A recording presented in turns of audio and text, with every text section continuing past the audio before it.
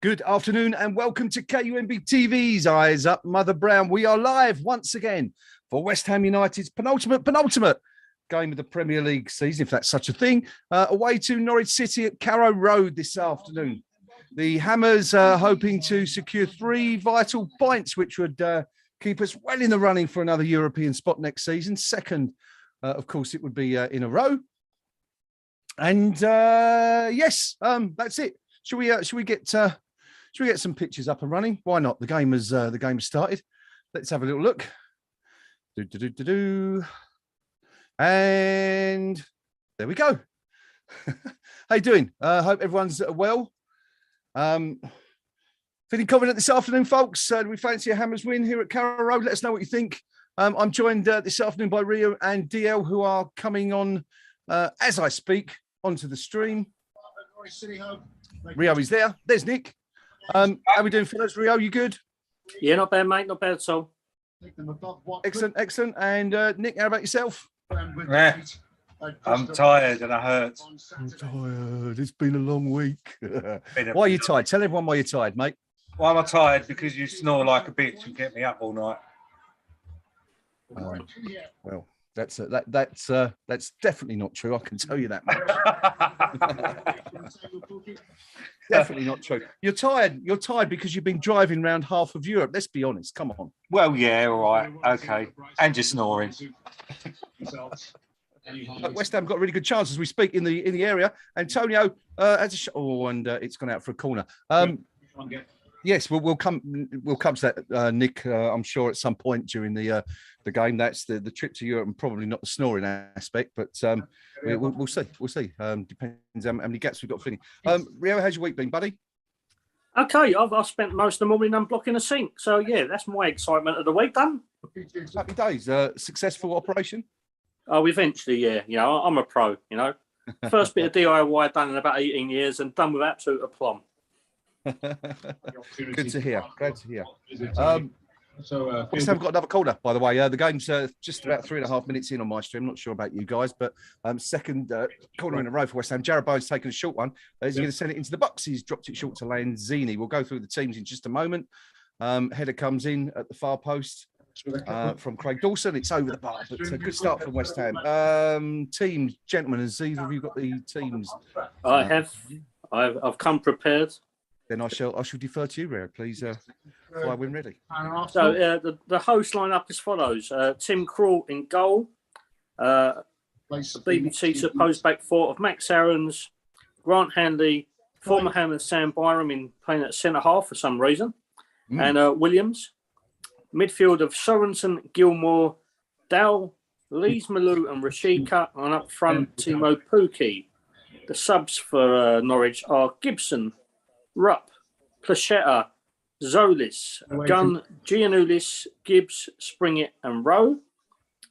And we line up with 2 changes from the exertions in Frankfurt. In goal, Lupus Fabianski, Vladimir Sufal, Craig Dawson, Kurt Zuma, Aaron Cresswell, Declan Rice, Jared Bowen, Manuel Lanzini, Said Benrahma and Pablo Fornals. Up front, Mikel Antonio. Taking on Williams and delivering a delightful cross. And our subs are Andrei Yarmolenko, Nikola Vlasic, Alphonse Areola, Mark Noble, Ryan Fredericks, Arthur Masuaku, Thomas Soucek, Ben Johnson, and the lesser spotted Alex Crow. Hey, gentlemen, one of you's got the stream in the background. I don't know if you could turn the volume down just. Demand. 5 minutes gone. Norwich nil, West Ham United nil. The Hammers on the front foot so far. Should we have a time check, gentlemen, to see where we are? I'm on 5:20 on my stream at the moment. Oh Christ! I'm on 20 seconds behind you. I'm 3 minutes behind you, so I'm going to have to. I think I might need to find another one, or either that. Okay. Just deal with your caper. Okay, no worries. Hello, of course, to everybody joining us on the stream. Thank you for enjoying this game with us. Well, at least we hope we're going to be enjoying it. One game we didn't particularly enjoy was Thursday night, 72 hours or so ago. I mean, Nick, you were out there in Germany. It was an enjoyable trip, really, until the football began, was it not? Pretty much. That can't really go wrong. Go wrong with that. It is exactly how it was. But you know what? Even the game, it was a disappointing result, but it was still fun.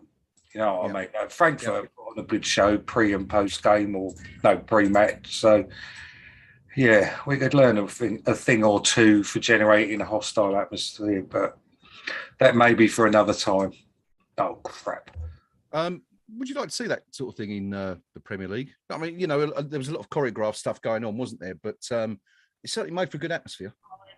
It did make for a good atmosphere. I mean, at the end of the day, it's really not much different to how we tried to build an atmosphere at home against Seville in the second leg. Is it? I don't think I'd want to see it every day, every game at home in the Premier League, but one-offs. I can't see why not. We did it against Seville, and we turned in a good performance that day and made the London Stadium quite hostile. So every now and again, I don't think I want to see it week in, week out, though. All right, Rio, what's your view on that? Would you like to see a bit more of the old tifo malarkey going on? You know, the huge flags at the away ends and that sort of stuff. I'd take the tifos. I'd take the flags. I'm not taking the choreograph stuff. The best atmosphere I think I've ever encountered at the Boleyn, especially, was the playoff game against Ipswich when we came back and won. Is it 2-0 the night? The only thing that was pre-planned that night was the poster on Gallup before the game. You don't need all that to create an absolute massive atmosphere. What you need is supporters who are passionate, focused on the game, and united. Unfortunately, the way the stadium move's been kind of managed has been incredibly poor. People have been dissipated around. And there's a lot of people in the modern game who support this club who are not really interested in anything other than less salubrious activities off the pitch and having a beer. I mean, I like a drink every now and then, but I'd rather sing me out for the club and concentrate on getting behind my team rather than concentrating on nonsense. And there's far too much of that at West Ham games lately. That's I'm kind of glad you raised that in a way, because I think that's something we really need to discuss at some point. We'll come back to it a bit later, but obviously there was a lot of that all sorts of shenanigans going on over in Frankfurt during the week, and of course we've seen it all through the season, especially lots of away games. We'll come back to that. I think it's a very important point that we need to really address, but thank you for raising it, Rio. 8 minutes 45 seconds gone. Norwich 0, West Ham United 0 so far. Hellos to Tony, Crosshammer, Hobo, Andy, David O'Rourke, Ian, Bob, Dan, Craven, of course, and Craven asks, right back at the top, Craven asks, are we looking forward to another defeat today? Well, not sure I'm looking forward to a defeat, Craven, but what do we reckon on predictions, gentlemen? Nick, I'll come to you first today. Are we expecting a bounce back from the Hammers? Well, yeah, I hope so, because otherwise the whole season is just going to end up at the ultimately. I'm not saying it has been, because it has been great, but ultimately it could turn out to be a damp squib, which would actually be quite sad for what we've done this season. Okay. Rio, what do you reckon today? I mean, Norwich, Carrow Road, a happy hunting ground for us in recent years. I mean, you've probably been there more than the vast majority of fans, I'd say, in recent seasons. You're missing it today, but what do you reckon this afternoon? It's my favourite away game, and I always try and do it. This year, it's just not possible. I started with a lot of optimism, because if Sam Byram, who has been absolutely awful for Norwich since he joined them, to be honest, is playing at centre half, even with our kind of mental fatigue, the post-Frankfurt come down, physical fatigue, we should be absolutely destroying this side.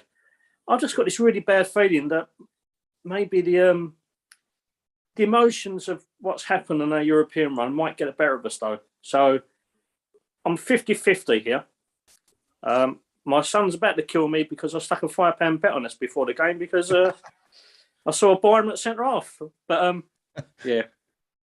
misplaced optimism. Strange choice that one. I mean, I'm assuming, and not being particularly privy to Norwich's injury situation. It's out of necessity rather than something that Dean Smith has chosen to do. But he didn't have the best of times at our place, did he? I mean, he came with a lot of optimism, a lot of promise. And we shifted him from being an attacking right midfielder into a fullback, and it just didn't work. And bless him, he never really got running inside. He didn't prove himself throughout his performances. and he petered out. It was almost a missed opportunity, you like to think, but he's not actually kicked on since he's gone to Norwich, has he? No, it just hasn't worked out. Another one of those players, Nick, who has suffered, as we said there, with an awful lot of injuries throughout his career. Came with a lot of promise, as Rio mentioned, but just didn't really work out for him. No, it didn't. And if I remember rightly, weren't he almost worth a book in a game for pulling one of the players down? He seemed to, from my knowledge, bloody hell, can't even speak today. From my Nick, memory, let me just hold you there for a second, buddy, because West Ham have scored. Oh, happy days. We are ahead. It's and Said Ben Rama's put us ahead. Rio, do you want to talk us through the goal? I'm just viewing it now. Paul's feet down the left-hand side. Said shot from the left-hand side of the penalty area, about 2 yards into it. Tim Krul, who out of all the Norwich players I expect better from, has let that kind of filter over his arm. Very poor keeping, but I'm going to take that. Good goal, Said. And we're off the mark, boys. We're off the mark. Yeah, the keeping left a lot to be desired, didn't it? That's he's had a bit of a shocker there. Yep, absolutely. Hey ho, I'll take it. They all count if they cross the line. Well, you know what, they don't, but you know what I mean. I'm gonna actually defend Tim Krul a little bit here, because if you watch the replay, he's already on his weight's on one side of his body, and there's a deflection off the inside leg of the Norwich defender, which actually takes the ball the other way. And I think that's probably why he's made a not particularly good effort at stopping it. I think you're being too kind. Yeah, he's off balance, but you should do better there. I think the highlight of that move, apart from obviously the goal going in, it was a great ball into Ben Rama. I couldn't quite see who did it, but it was on pace, and well executed past that. Norwich are attacking at the other end. Shots come in, it's deflected off Craig Dawson, gone out behind for a corner. There was a pretty pitiful attempt at trying to win a penalty seconds before that, when their number 10, whose name I don't have right now, sort of tried to fall over the legs of one of our players. Who's it? Dow. Tried to win a penalty, but wasn't given, and the shot came in, which was deflected for a corner. We'll just stick with this for a second, because Norwich have a corner on West Ham's right, their left-hand side. Byram's up in the box with a number of other players. It's drifted over, and it's big Craig Dawson who gets underneath it first, and West Ham managed to get it clear. We were talking about Byram then. He was with West Ham for a couple of years, but it was a player that came with a lot of promise, wasn't he? I think was he not an England youth international, if I remember rightly? But and you were saying that you recall him being worth a card a game. Is that right? Is that what I was hearing? Yeah, that's me overriding memory of him. Obviously, didn't get a card a game, but he was just one of those that I don't know. He just wasn't. I don't think he was particularly good, and it resulted to bringing people down because of the limitations in his talent. Yeah. And that's not harsh. Not everyone is a top player. You know what I mean? It's just saying how I see it. You weren't aware. Absolutely. Yeah, he used to use his arms a hell of a lot for a defender. I know it's very much in vogue of what's happened to us this week, but he would have made a great wrestler, I think, judging by his performances at right back Russ. Well, look, let's address the elephant in the room, and let's get it out of the way. The Aaron Cresswell. Absolutely pilloried by certain quarters since Thursday night for being sent off in that game against Frankfurt. Many put it down to, he's just saying he really shouldn't have done it, and was a little naive, perhaps. Personally speaking, watching the game live, I thought it was a clear red card. Couldn't understand why the referee only gave a yellow, because in those circumstances, if it's a foul, it has to be a red card. But I've got to say, having watched replays, having got back, I think he's been harshly done by it. And I think Preview Percy made the point to say that if you watch the fall of the striker, it's not... Well, I mean, Cresswell's pulling in one way, and the striker falls over the other way. So there's no way that the actual challenge itself could have caused the player to fall, which is a foul. So therefore, it's a dive and shouldn't have been given. Rio, let me come to you on that first. You would have seen it with the benefit of TV replays at the time. Yeah, first of all, I'd like to apologise to Noam, because I was supposed to help him out on Thursday night, but circumstances and forgotten pieces of equipment put pay to that. I thought it was a red. In this day and age, you know for a fact any attacking player with the slightest hint of a touch is going to go down. And, you know, it makes the referee's job a lot easier. There's a lot of use of hands there by Aaron. I'm not going to criticise him because there's a lot of knee-jerk reactionism going on, especially on social media. He's, as you say, he's getting pilloried from left, right and centre. People are forgetting what an admirable job he's done. Now, he's filled in at centre-back, his usual role as left-back, sorry. He's been a loyal servant of this club. Absolute excellent value for us. To criticise him for, you know, a professional foul in a very difficult circumstances, it could have happened to any player. What you could look at is the way that we lined up. Why was he the central defender at that particular moment in time? Yep. So, I mean, I think it was a red. And as soon as the VAR official gets involved, you know it's going to be a red card. You knew that was coming. When I saw the replays, it looks awful. But when you look back at replays on screens, they look far worse than in real time. It's one of them things. I'm not going to criticise the guy because I think he's been an excellent servant for West Ham. It's just so unfortunate that he's been the kind of scapegoat for the European misadventures in the end. Yeah, it's a shame. Sorry, but I totally disagree. I watched the replays of it, and at one point, both of Cresswell's feet were off the floor when he was grabbing hold of the other player's shirt. Now, regardless, that was a foul, and he's brought him down. There is say, if watch the replays again, you will see that his feet are both off the floor at one point, and he's clinging on to the back of the Frankfurt player's shirt. It was totally naive thing to do so early in the game. And I get he's been a great servant and whatever else, but this was the biggest match of his career and his second sending off in 3 games in Europe. Let the player run, let him score the goal, at least as Graham said when we was out there. Let the goal score, and then we've at least got a fighting chance with 11 men, rather than committing a ridiculous foul, being all over the player. You ain't going to get those decisions. It's a letter of the law he went, and I thought it was absolutely brainless of him. But yeah, and there's someone that's really, really, really stuck up for Cresswell in my time, and I will still stick up for Cresswell. But that one moment, that brain fart, I think that with 11 men on the pitch, we would not have lost that game. Whether we would have gone through and you know got level on the tie is a different story. Because if we'd drawn, we would have still gone out. But I don't think we would have lost that game with 11 men on the pitch, because they weren't actually very good.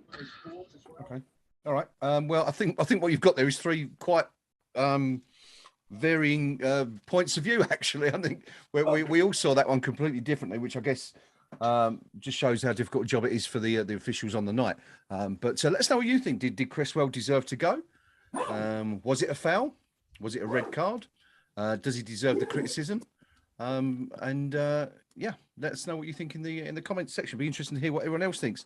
But as I say, clearly not a cut and dried issue because of the varying views on what happened. But we'll come back to Thursday night anyway. The 20 minutes gone. Still Norwich City 0, West Ham United 1 at Carrow Road. Norwich, as we speak, have a free kick on the left-hand side. Vladimir Soufal just conceded a foul right by the touchline. It's a little bit unfortunate, to be fair, just grazed the ankle of the Norwich player, but no yellow card, and it's just a free kick. It was Rashika, I think, who's gone down. Hammers leading 1-0. The goal coming in the 12th minute from Saeed Benrahma. There's Delia Smith in the crowd. She must be, Rio, how old is Delia Smith now? She must be about 100, mustn't she? She's just got lovely, very dark hair, not a grey hair in sight for an old one, so she's doing something right. Yeah, well, that's the country air, isn't it? And good living, good food. You know, it will make anyone look 15, 16 years younger than the 29,000 years of age that she is. It's not done me any favours yet. But she's actually 80, surprisingly enough. Is she really? Yeah. She's looking good for it. And talking of old people looking good for this, did anyone see the pictures of Ken Roach from Coronation Street the other day? 90 years old. Didn't look a day over, about 80, I suppose. But have a look. Ken Roach, Coronation Street. He had an official portrait taken. I thought it was only royalty that had those, but no, apparently the soap opera royalty also have that bestowed upon them as well. Ken Roach, looking very good for 90 years old, still appearing apparently in Coronation Street. I've watched it for about 40 years, and even then it was just a brief sojourn into the world of soap operas. But anyway, Norwich breaking on the right-hand side. Rio, were you going to come in then? Sorry. Yeah, no, I'm just about to say, you're making my whole internet history incredibly dubious. I've just checked up Delia Smith's age, and now I'm looking at pictures of Ken Roach. If there's an Operation U Tree for like more mature people, I'm banged to rights because of you. There you go. Thora heard next, and it'll be all over the papers. 22 minutes gone. Lucas Fabianski has the ball in his hands. West Ham not really done an awful lot since we scored that opening goal, Nick. But it's been comfortable for West Ham so far. Fair to say. Well, yeah, it has. They could end the game now. I'll be happy and take all 3 points and a 1-0 win. Sorry, I'm actually trying to look, see if I can find the Cresswell sending off and the angle that I saw where I might be wrong, where it looked like both of his feet were off the floor when he was hanging on to the Frankfurt bloke. But I can't actually find the YouTube videos of it, so I was going to do a pause and a screen grab. Because anyone that's got their feet off the floor while clinging onto a player's shirt, it's a foul, isn't it? And he was the last man. Letter of the law. But anyway, that's done and dusted for now. Should we have a quick look at the Nick? You're just saying about the importance of a win today. I mean, it is hugely important for West Ham, especially given what happened yesterday. Now, Rio, I'm sure we was all in. I don't know.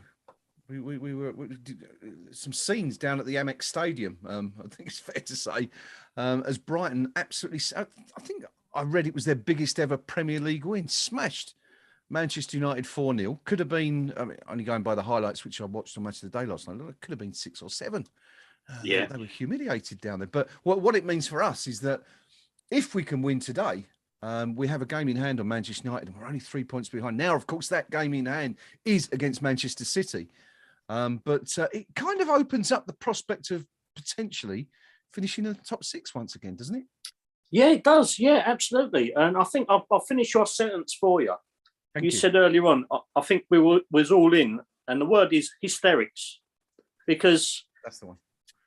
It was an absolute superb performance by Brighton. Don't get me wrong; they played incredibly well, and as you say, it could have been 6 or 7. What caps it off for me as well is the reaction of the Manchester United support. Again, it's the entitlement of those 6 clubs who try to dissipate the league and ruin English football as it stood. There's a sense of entitlement from at least 2 or 3 of those clubs, unnecessarily. And Manchester United fans are they're well up there, aren't they? Yeah. Their reaction yesterday was it's disgusting for me. You support your team through thick and thin. 20 years ago, Manchester United they hadn't won the league for 30 odd years. They were desperate. They were floating between mid-table and the upper echelons, but never achieving. Yeah. Obviously, they kicked on for quite a bit, and they made their mark. But because that happens for a certain period of time, doesn't mean it's going to happen forever. And they should know that more than anyone. Yeah, true. I'm listening to you say that, and I totally agree with what you're saying. But then I'm thinking back to what we were talking about a few moments before with Cresswell and the reception he got from some of our supporters. People, I mean, some of the stuff you were seeing was just ludicrous. People saying, if I was Cresswell, I'd go into David Moyes' office the next day and hand him notice and stuff like that. It was bizarre, wasn't it? Yeah, it's absolutely. I mean, I've kept off of the internet largely since Thursday night because I was seeing some stuff and I thought, I'm going to end up losing my rag here and end up getting kicked off for certain things. Some of the knee-jerk reactions from people it's absolutely disgusting. And as I said, social media at times gives a voice for those with little to say. You wouldn't say it to someone's face. You wouldn't say it in public. Yeah, it's an echo chamber. Oh, geez, it winds me up beyond belief. And yeah, I mean, look at the bigger picture. Act with a sense of like realism. Act with a little bit of even compassion at times, and sense of what's happening in the real world. Yeah, it drives me mental. Yeah, I can't disagree with any of that. I love the line about it gives people with little to say a voice, but it's absolutely spot on. Just going back to the game briefly, Aaron's has gone down clutching his ankle after Pablo Forno's run into him. It wasn't even a foul, it's just an accidental coming together, but it's given both sides the opportunity to regroup and have a little chat with their managers, almost like a half-time, as it were, or with 27 minutes on the clock. We seem to have lost DL momentarily. I think he'll be back in just a second. He's just gone for a break. But Hammer's looking good. Now, we did just a few moments ago, there was a penalty shout for Norwich. Shot came in from the outside of the box, hit Dawson on the side and bounced up onto. It was just underneath his shoulder. I think. I don't think it was a penalty at all, but it was a shout anyway for Norwich. So worth reporting on. Couple of comments actually. Just while we're waiting for play to resume, let's just have a look at some of your comments on the live chat about Cresswell, going back to that debate we're having when neither Rio, myself, or Nick could come to any sort of agreement as to whether it was a red card or not, and whether the criticism was deserved. Steve Palmer says that Cresswell was a bit too handsy, but the rest of the team left into it. It looked like the striker changed direction and fell wrong, which is kind of my take from it, actually, Steve. It wasn't consistent with the tug one way and he was falling the other way. And Craven says that I think it's more the fact that Cresswell did it 3 weeks before. He should have learned not to put his hands on him. It shouldn't matter that he's been a good servant either. John Harrington commenting, it's the second time in a handful of games that he gave the referee a decision to make. Hands all over the bloke again, red card again. And Steve Palmer adding, rest of the side forced that bad decision on Cresswell. Where was the rest of the defence? Well, we actually had this debate in the match thread on the KUMB forum. If you are interested, and there's some stills produced to show Zuma was pushing up, as was Johnson, presumably to try and counteract the Frankfurt's ability to play between the two lines as they were doing in the first leg. But he said they decided to go long. And once again, we were kind of caught out. West Ham have a free kick on the right-hand side in a dangerous position. Jaron Bowen is lining up to take it. It's near the corner flag. So the big men are up. Zuma's in there. Dawson's in there. Mickey Antonio.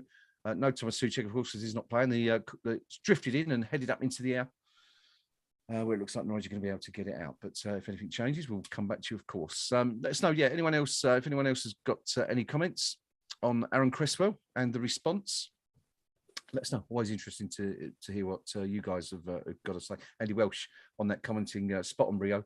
The hate generally in social media is really depressing, not just from Cresswell, but all over. But yeah, it's be interesting to see what happens with that. But absolutely correct, both of you. I agree 100% there. Just coming up to the half-hour mark here. Norwich 0, West Ham United 1. The only goal of the game so far coming from side Ben Rama. Hammer's looking to get in again here. And it's going to be 2-0 now. This will be interesting. It is. I think the goal stood, and Crowell has had an absolute nightmare once again. Yeah, the goal stood. The referees allowed it to stand. And Rio, Michael Antonio is back on the score sheet again. It's taking his time, doesn't he? But yeah, driving down the left-hand side, ball comes in via, I think that was Bowen. But Michael Antonio sneaks in front of Tim Krul, who has probably pieced the weakest keeping I've seen since about 15 minutes ago when he let the first one in. Yeah, simple goal. I've just been put off because I think Arsenal have just. Oh no, sorry. I'm getting my son talking to me one way and the other. Let me concentrate. Well, I think it's Lanzini who starts the move, Rio, and fair play to him. He drives really well, focuses into Bowen, he plays inside for Antonio. Yeah, Krul gets an arm to it, but no real conviction, and the ball spills out of his arm, and Mikel hooks it in. And that's 5 goals in 2 games at Carrow Road for Mikel. Well, there's another chance for West Ham here, but Ben Rama's into the penalty area on the left-hand side, looking for options. Can he play it in? It's found its way to Antonio, who nods it back, and it could be 3! and Jared Bowen has just put the ball wide from, and I kid you not, no more than 3 yards out. And even worse, when he takes the shot, he's dead centre of the goal. I've got to see this again because I can't quite figure out how he's missed that, Rio. Let me know what you think. Yeah, that's unreal. And the ball comes in, Antonio knocks it back. The ball filters around in the area, and Bowen is about 3 yards out, and it's got about 18 yards wide. That's mathematically impossible. Just going to see a replay here again, but like that is so weird. I can only assume that because he's had to snatch at it, he's not had the chance to kind of settle himself and get his feet right, and he's just taken a toe poke. And he's clearly trying to put it round Kroll, who's to be fair, he's standing directly in front of him. But Nick, have you seen that one? What, the miss? I didn't see the goal, but I saw the how. Yes, how indeed. What do you make of it? What are your thoughts? That's a Ronnie Rosenthal all over again, isn't it? It's yes. Baffling. But we're 2 goals to the good, so we'll let him get away with that. He'll get a goal this afternoon. He's going to atone. Well, let's hope so. But I mean, and the way it's going at the moment, Nick, it looks like this could be another repeat of the 4-0 we enjoyed up there a couple of seasons back. I should stress that as a West Ham fan, that's probably a quite ridiculous thing to predict at this stage of the game. But we're doing okay. We are indeed. Yeah. I'm looking to cash out. I'm not confident. Oh.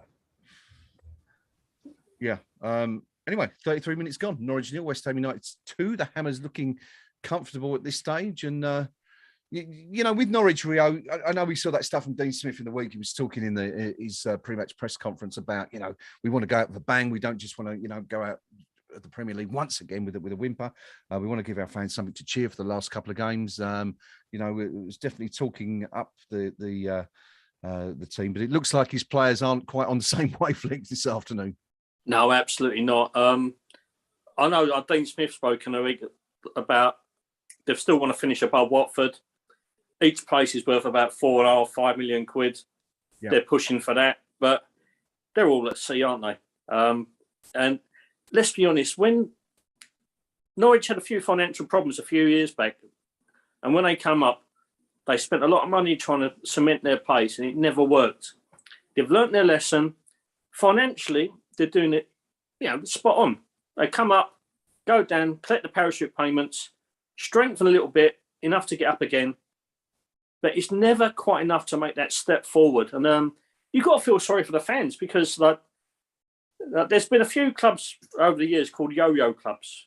But Norwich are taking the absolute biscuit with that, aren't they? Andy Welsh saying that Jared must have been dazzled by Kroll's bright pink shirt there, which is, I guess that's the only explanation any of us can come up with as to why he's managed to.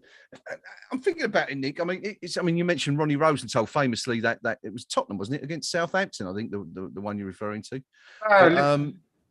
Was it when he was at Liverpool? Yeah, Liverpool. Wait, he was at Villa. At Villa Park. Villa. Oh well, got that completely wrong then. But yeah, I mean, it's that it sort of strikes you that's the sort of effort that ends up on some of those bloopers highlights at the end of a season. It's quite bizarre how he's managed to miss it from being so close. It's totally bizarre. That's football for you. That's what we love about the game, really. Because if it was against us, we'd be finding it extremely amusing. Yes, we certainly would. We certainly would. Quickly, just going back to the Cresswell debate. Aaron having his say saying, for me, Cresswell has to know that he's the last man. That being the case, and considering what happened against Leon, he has to just keep goal side and not dive in. I think I'm not sure he had the legs, did he? I think that was the thing, Aaron, in that situation. I think he was beaten for pace. I think if you look at that still where the ball was played, he had a good 3 or 4 yard head start on the Frankfurt player. I think his age perhaps catching up with him a little bit. Just about to say the same thing. He has been a loyal servant and he has been a good player. But his form this season does seem to have fallen off a cliff. And I think maybe that back injury he had where he was out for quite some time. Might well have done him, basically. And, you know, I'll take no joy in saying that because I've been on here on last season, this season, singing Cresswell's praises.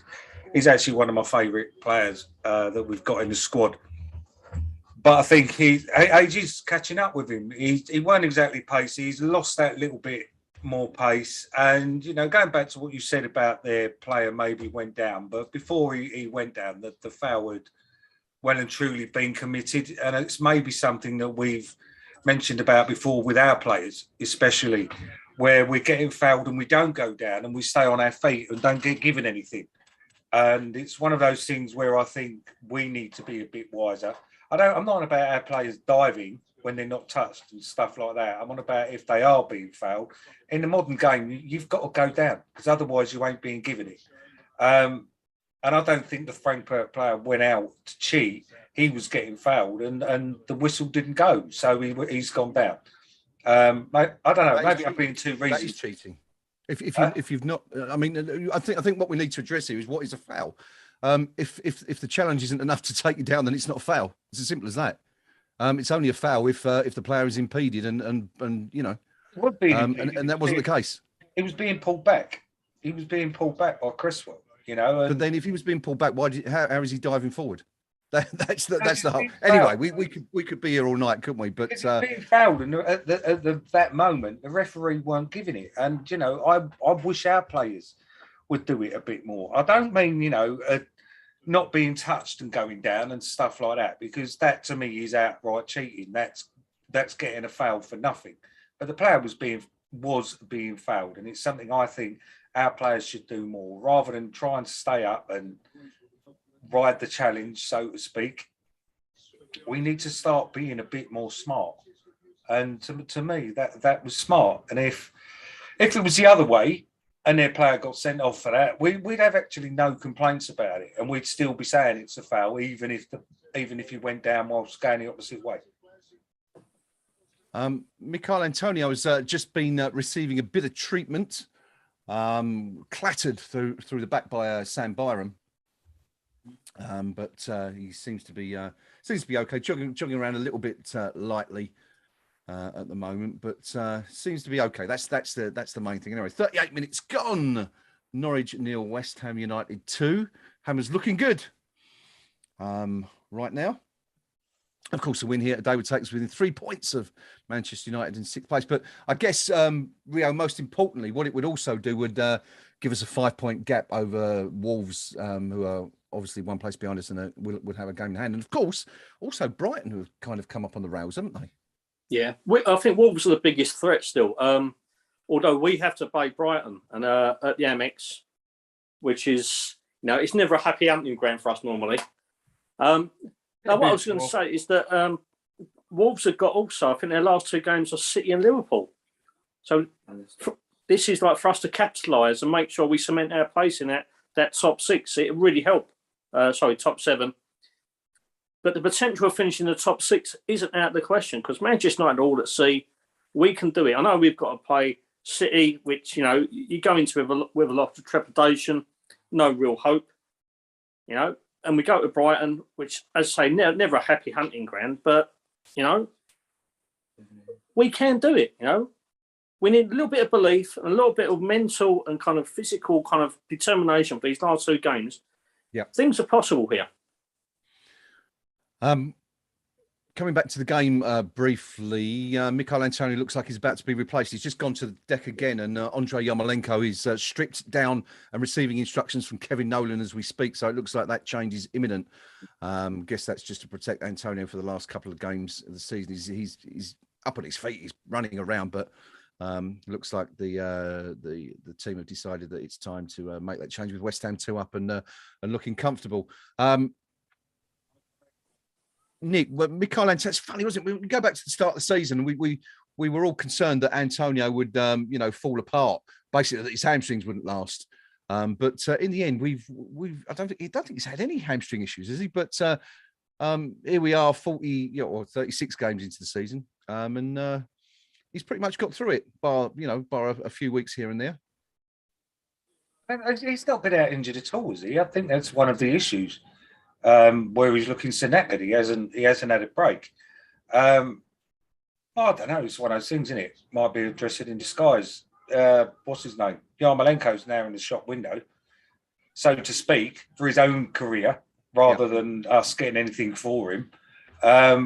If he has to start, finish this game and then start the next two, time for him to put himself in the window for any potential suitors that want to give him a contract next season. Because I don't think he's a bad player. We looked a lot brighter for the 3 minutes he was on Thursday. Which still, yeah, we certainly did. Which still baffles me. That still baffles me as to why Moyes took until the 88th minute to go free at the back.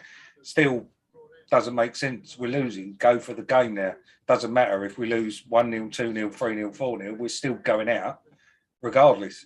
To at least have a go. And that's the thing that disappointed me most about Thursday.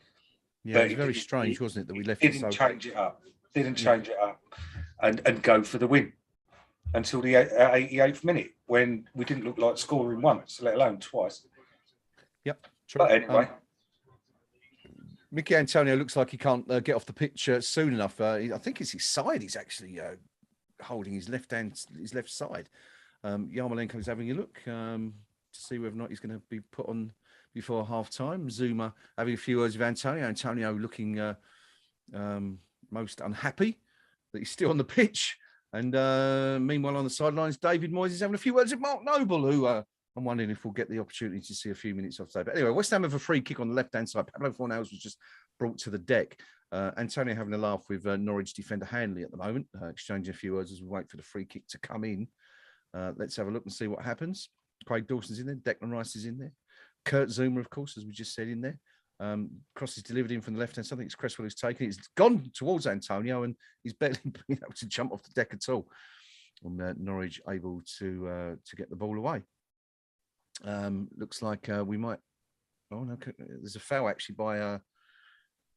Let's have a look what's going on here. West Ham have conceded the foul. I think it's Ben Rahman, but the referee waved play on, and then West Ham have won the ball back, and now we're hitting Norwich on the counter. This is a really good chance. The ball's found its way out to Antonio, who's in the box on the left-hand side. Play held up for a little bit, and West Ham just keeping possession there for the moment. Aaron says, surely this is a game to give one of the young forwards a go. What do we think about that, Rio? Perhaps I'm not actually sure. Sorry, you did say he was on the bench. I'm just going to have another look, but we haven't. Yeah, I don't think we have got one of the forwards on the bench. No, there's no Ockerflex, there's no Perkins. Yeah, I mean, in theory, that would have been a great idea because we're looking rather comfortable at the moment. And a third goal would probably seal the game. It would have been an ideal opportunity to give one of the youngsters a 30-minute run out, see what they can do, get used to first-team football. But we're relying on the same core of 18, 19 players week in, week out. And as much as we all kind of long for the youngsters to get a game and a bit of game time, David does it in cup games, but in the league, when it comes down to the crunch, how many youngsters have had an opportunity? I think Perkins had about 10 minutes in a couple of substitute appearances at maximum. Yeah. No one else has had a look in. Well, there's we'll come back to that in just a second.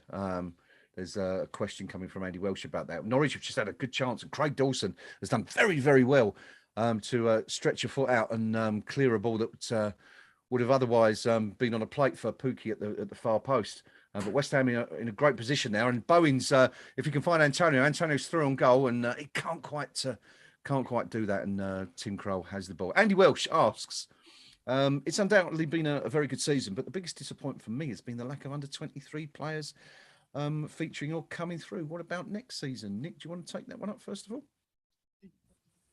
I think David Moyes is one of those managers where if the under-23 players were good enough, they'd be playing. Now, I'm not going to profess I'm an expert on the under-23s because I really don't know too much about them. I don't really follow it. But by the same token, I'm pretty sure that when we've had, injury issues and whatnot else this season, if they were capable of stepping up, then Moyes would have used them. He's not one of these managers that won't take a gamble on a kid if he thinks they're good enough. because he will. So there's obviously a reason why he hasn't, and that reason is generally because they're not ready. And if that's the case, then I'm fine with that. Don't just play the kids for the sake of it. If they're not good enough, send them out on loan, or let them, play in the under-23s in the hope that they maybe do come good. But something I've said again since we've been doing these and podcasts and whatever. Historically, we've generally been pretty good with our youngsters, and the ones that have been good enough have played, and the ones that haven't been good enough have been let go. And it seems to have been every time the right decision to let them go. I remember having the conversation at the start of last season when Diangana went. People thinking he's the next best thing and stuff, but he hasn't really. He didn't turn it up for who's it go to, West Brom or Watford? West Brom, yeah. Same as Ngakia as well. What we letting him go for? Well, quite clearly, we made the right.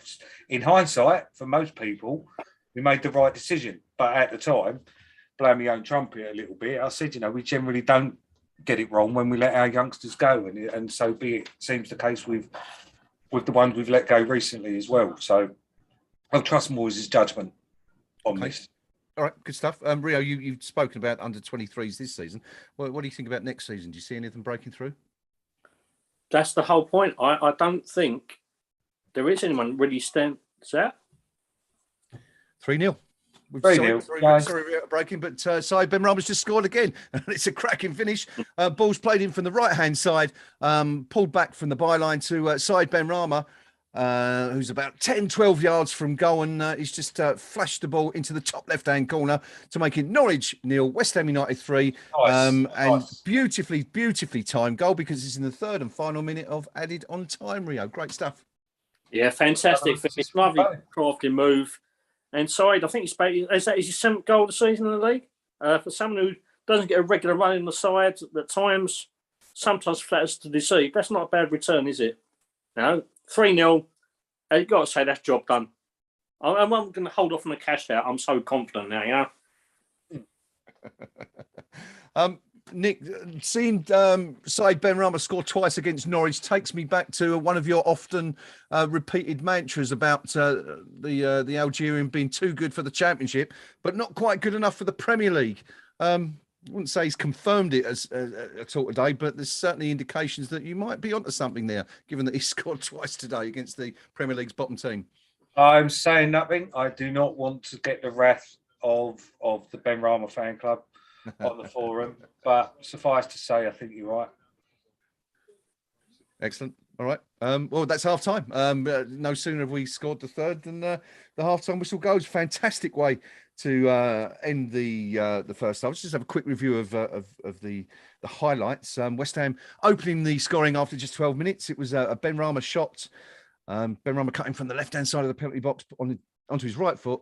Low shot, scuffed by he's completely scuffed it. Really didn't hit too clean. It didn't look, but Tim Carrow made a complete mess of it, and the ball rolled over the line with Michail Antonio in close attendance, ready to poke it home where it required it. It was not, and West Ham were 1-0 up.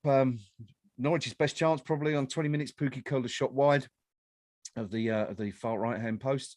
And they had a penalty shout a few minutes later, 26 minutes, when the ball came off Dawson's waist and cannoned off up onto his arm. It wasn't a penalty, and the referee rightly waved play on. And then on 30 minutes, it was 2-0 to West Ham. Once again, uncharacteristically, another Tim Carroll fumble. Lanzini did really well, actually. Started the play in midfield and skipped over a challenge, which on another day or another team, the player might well have gone down and just taken the free kick. But Lanzini, to his huge credit, stayed on his feet. Played the ball into Bowen, and Bowen took a shot which seemed to get a slight deflection off the inside of a Norwich player's leg, which appeared to wrong foot Kral. The ball fell to Antonio, poked it over the line. It's 2-0 to West Ham. You've just heard it. Don't need to go over it again. The third and final goal coming about 60 seconds ago. Said Benrahma converting that Jarrod Bowen cross. Actually, one of the areas which we're pretty weak in is when the opposition gets to the byline and pull the ball back into the penalty box low. In fact, it's not that dissimilar to Eintracht's goal the other night on Thursday. But Benrahma, actually, I mean, I've got to say, Rio, I think huge credit to Benrahma, because it wasn't the easiest to finish, was it? The ball was bobbling a little bit. It was slightly off the ground, and he had to take it on the volley. So I think he did really well to keep it down and find the top corner. Yeah, that was Fincher an absolute aplomb. Another goal assist from Jarrod Bowen as well, who before the game has been involved with, I think it was like, is it 20% of our goals this season? I think I read. Wow. And that's another assist to his bow. Is Mr. Southgate watching, do you think? But Ben Rama, two great goals. Well, I say great goals. The first was it's a reasonable, he put it on the target, a little bit of a deflection. Crow was a little bit wrong-footed, but I still think I'm going to take it as a decent goal. The second one was an absolute fantastic finish. As you say, ball on the rise. He managed to keep it down. How many times we've seen him do it this year where he's actually planted that 18 rolls in the back? So, job done to West Ham. I'm going to call it now. We're going to win this game.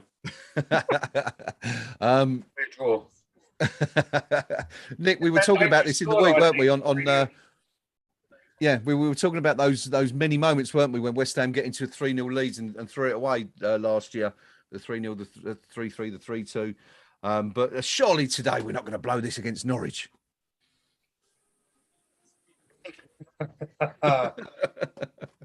Thing is, no, not until it's 88 minutes, 98 minutes even. I just know it's too many years of supporting us. Even when we're having good seasons, we are still capable of monumentally getting it wrong. It's called experience, mate. At the end of the day, I know I just can't be comfortable.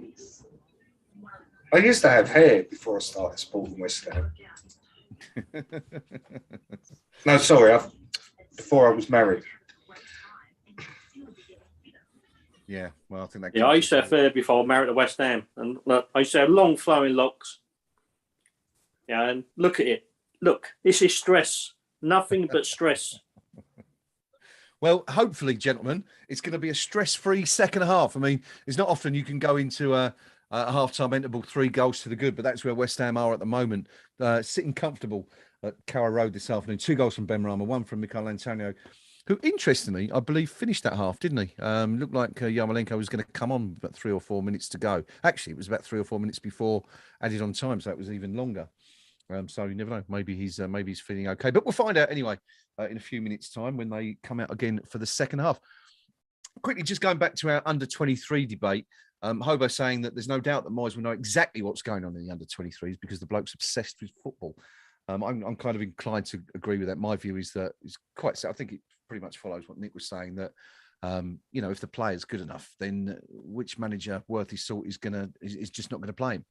I think that's what it boils down to. I think Nick's absolutely right when he's said that the players just, in Moyes' opinion, aren't quite ready yet, especially for some of those the games now when we're at the the difficult end of the season when every point makes a difference, or the Europa campaign.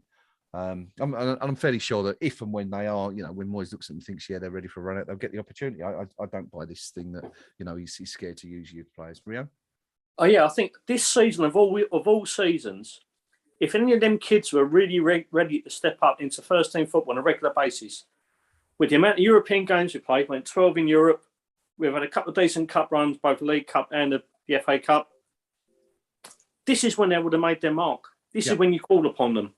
There's obviously a lack of trust there. I think Harrison Ashby's had a couple of starts in the league. I know he played away at the Emirates. I think he played at White Hart Lane, didn't he? Yeah. Possibly. Trying to remember. But even he, I think he's done really well at times, but even he hasn't stood up and been a regular feature on this side. There's obviously a lack of trust in the ability of the youngsters we've got in our books. Now, is that due to, again, just because we're competing with so many London clubs for the pick of the talent at younger level? Is that an issue? Are we just not getting the right calibre of player through? We're crying out for youngsters to come through. A club of our level, we're established Premiership side, rightly top 6 last season, should be top 6 this season. But the availability of our youngsters, and it has been for a few years, we haven't had anyone really kind of step up to mark on a regular basis. Ben Johnson's done it this year, but I'm still entirely convinced about him. But, there's an obvious dearth of talent in the right areas that we're lacking. Okay, good stuff. Just on that point, Nick, what's your view on Johnson? Do you think he's one for the future, or do you think that he might struggle to cement a place in that first team going forward? What, Ben Johnson? Ben Johnson, sorry, yeah. Did I say Glenn? No. You just said Johnson, and I was reading for him. So yes, Ben Johnson.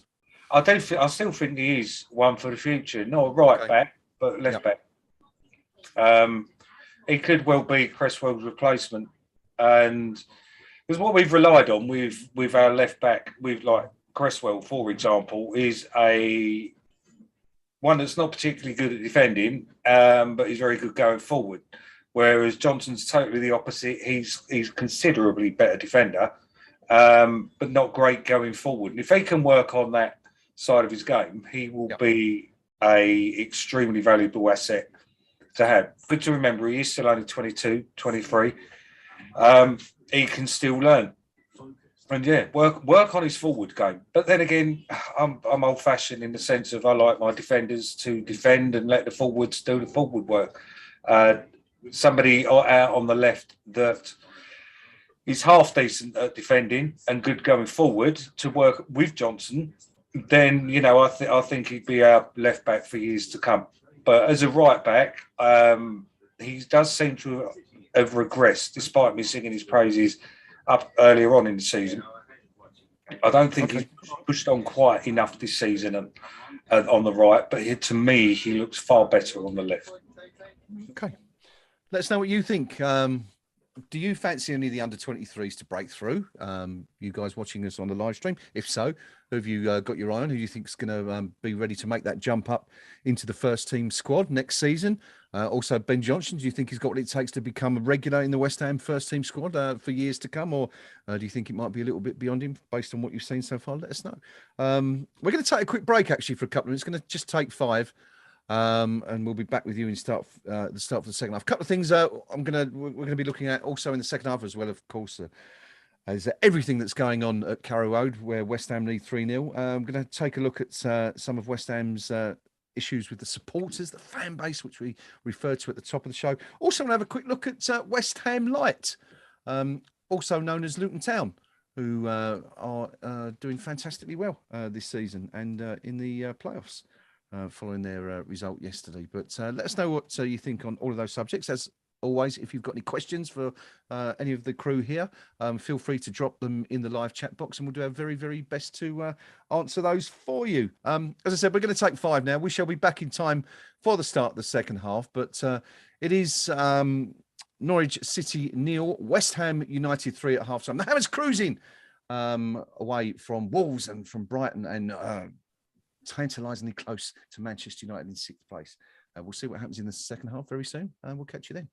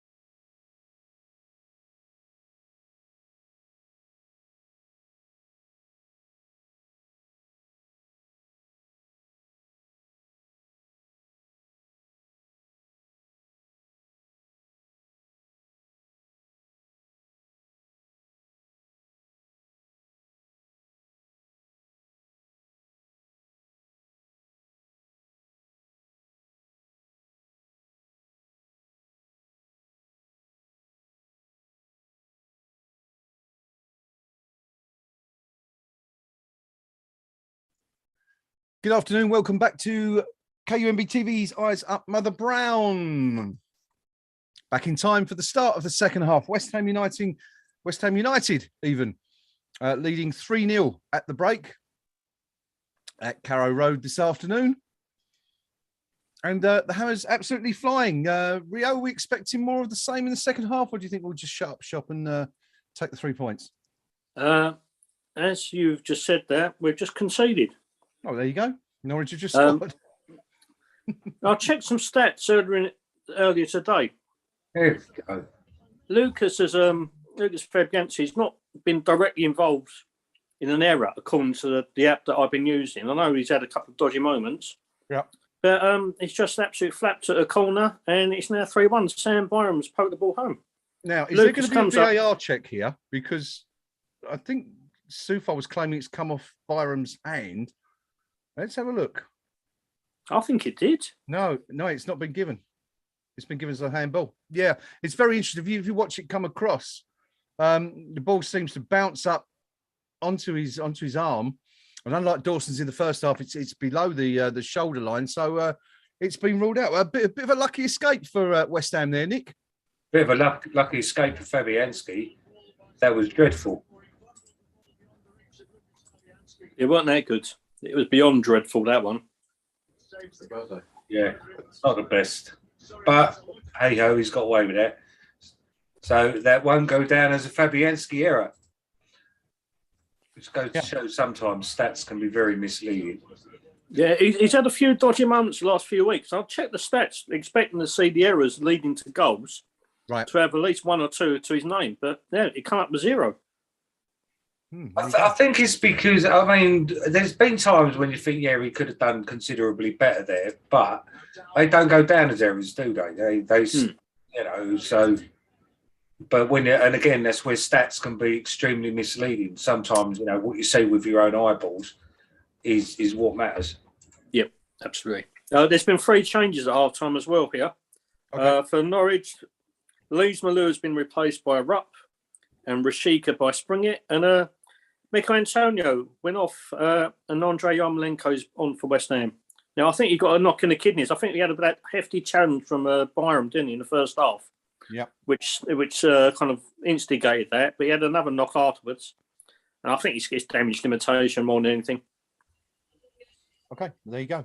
Thank you, Rio, for pointing that out. 3 changes, 1 for West Ham, 2 for the hosts, who are 3-0 behind at the moment. Should have or could have been 3-1, but West Ham fortunate. A little bit of good luck. The sort of luck, actually, Nick, that we would be moaning has eluded us for so long on Thursday. Certainly seemed to be the case, didn't it, in those 2 European semi-final ties? Every sort of 50-50 and a little bit of luck went their way. I'm thinking particularly about Thursday night when the keeper Trapp made that save and low down and fumbled it, and it just fell to their centre half rather than Mikel Antonio. It's that sort of thing that just didn't go for us in no, it didn't. Games.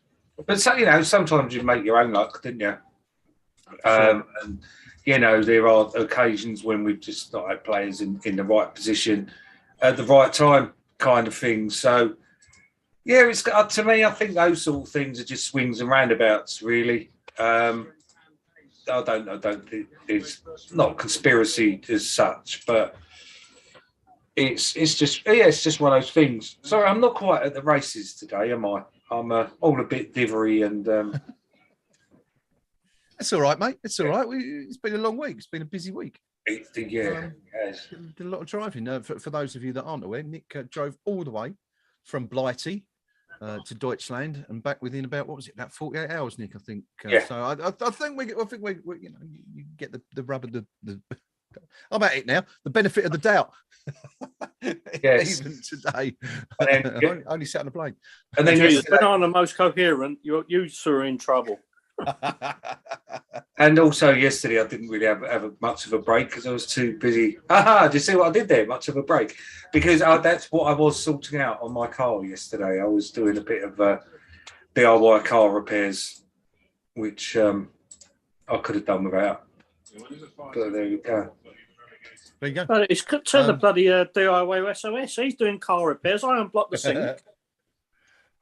Neil. We nearly had a fourth there. Cross has come in, a volleyed cross which Pablo Fornals met with some force with his head. Now, who's the cross coming? So it's Declan Rice who sprays the ball out wide to the right. Joe O'Brien, a clever little volleyed cross. Fornals has got the end of it. It's a good save from Crow on this occasion. Can too, though, wouldn't have counted because Fornals was narrowly offside. So it wouldn't have mattered, but good save and better for West Ham. Rio, our first real attack of the second half after a rather dodgy start. Yeah, great move, great cross, fantastic header by Pablo. It's a really good save by Kroll as well. I think the highlight, though, was Pablo's reaction afterwards. Yeah, his look of shock and disbelief. I don't know if it was because of the power of the header or just the fact he was offside. It's no, I love that man. He's an absolute little miracle for me. Yeah, we had an interesting discussion in the week with some of our fellow fans about Fornals. There's quite a lot of people actually. Well, hang on a sec, because he's on the ball again. He's played it out to Bowen. Bowen's got options here. Comes inside. Can he get the shot away? He can't.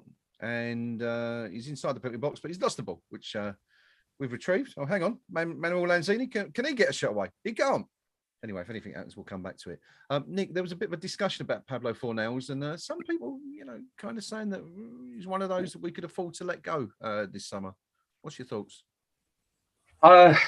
My thought, oh God, here we go. You put me right on the spot, because it's now going to end up sounding like I'm wanting to flog the whole squad. It again, like I feel about Souček, which is someone else that, contrary to what is being said on the forum, it seemed to be a universal agreement when we was out there that if the right money came in, Souček was somebody else that people would happily let go. And to be honest, sorry Rio, because I love you and all that, but if the right money came in for Fornals, again, he's someone else I think we could replace. But it's all about money, and that's not me. Again, I'm not saying we should sell Fornals, we should sell Souček. That is not where I'm going. But if the price was right, then yes, I'd let them go. Does that make sense? What's the right price for each? I'd still maintain I'd bite your arm off 45 mil for Souček if the rumours are true. I would bite your arm off. I don't think he will, not just his goal scoring, but the way he played in his first season and a bit with us. He's not reached those heights. And quoting your good self, you said out there as well that you don't think that we've seen the best of Souček. He's had his purple patch of his career. We have or we haven't. That we have had the best of Souček. You said it, not me. I said a lot of things under the influence, and I'm inclined to agree that he had that first season of his was absolutely, the first season and a half was superb. And his form has dropped off a cliff. Yeah. He was, especially on Thursday, he was a shadow of his former self. He was absolutely abysmal, and nothing was coming off for him at all. And somebody on the forum posted an interesting stat that he's only got pass completion of 67%, which that's not particularly great for a midfielder. Well, the thing is that there's clearly been a change in the dynamic between him and Rice this year, isn't there? Whereas Rice last season sat back and it afforded Souček the opportunity to roam forward and get into those areas where he'd get the goals and get the chances and the opportunity to write those headlines. Hasn't done it so much this season. We've seen Rice and Souček interchange quite a lot more. Rice, obviously, last summer said he sees himself as being a player who can go forward a little bit more, which we didn't really see with England, and I think Moyes kind of gave him a bit of an opportunity to do that. And I think my view is that that's affected Souček, and that's the reason largely why we haven't seen the best of Souček. I should also stress, if I did say that we've seen the best of Souček, then I'll put it down to the alcohol. But anyway, no, I think he had a great season last year. I'm not sure he'd ever match that season. I think I could. I'd agree with myself on that one anyway. Let's know what you think. Souček, stay or go, and what would you accept from him if he was to go? Same with Fornals. Is he a player you think that we can build a future West Ham team around, or do you think like my apparent view on Souček, that we've seen the best of him? Let's know on those. I think Fornals, I'd take what 35 million for him. Probably not likely. Don't get me wrong, it would ever be offered that for him. But again, it's not. I'm not advocating we get rid of them. I'm not saying that they need to go. That's not what I'm saying. I'm saying if the right money came in, because I think they could both be replaced. I've had people saying on the forum to me that, but who do we replace him with for that money? But by the same token, we found Souček for that money. So then what's to say that Moyes, Newman, etc., couldn't find somebody similar? Do you know what I mean? For that sort of money with inflation added. Okay. If you know what I mean. So if we can't find a replacement for Souček for 30 million, then I don't suppose they're looking hard enough. All right. Rio, Souček, Fornals, your view on those two before we move on? I'm completely opposite. I think these are two players that we need to keep hold of. Mm-hmm. Given the paucity of our options at the moment, given the fact that we've allegedly got some funds incoming to strengthen the side in the summer, you don't dissipate. No, we improve, yes, but not at the detriment of the entire squad. Yep. Yes, Souček's not had a particularly impressive season in front of goal, but it's rightly, as you say, because we've accommodated his role to make Declan and possibly cope with Declan Rice for another season or two. Right, we've adapted the positions that they both play in. So Thomas has been the fall guy, but he's been more than happy to do that. And I know he doesn't often miss games, but you do miss it. You do miss him when he's not playing. Today's not a case in point because the level of the opposition is shockingly poor. But I thought we missed Thomas Souček last week when he would have been ideal to play against Arsenal, break up the play in midfield, be a set-piece option. We was clearly lacking. Both our goals we conceded come from set pieces. Yep. Would we concede him if Thomas Souček has been playing that particular role?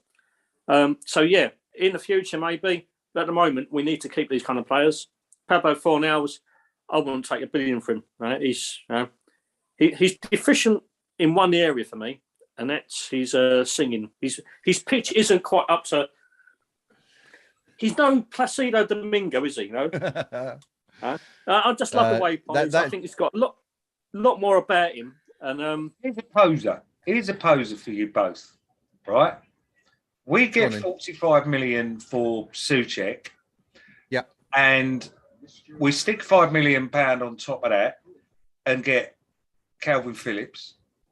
And then we buy a cheaper alternative to sit on the bench for when one of those two's injured.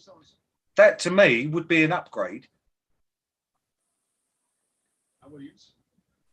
I think, okay, well, if I can take this one first, if we were going to bring in Phillips, and I think he's a great player. I think he's got a great future ahead of him.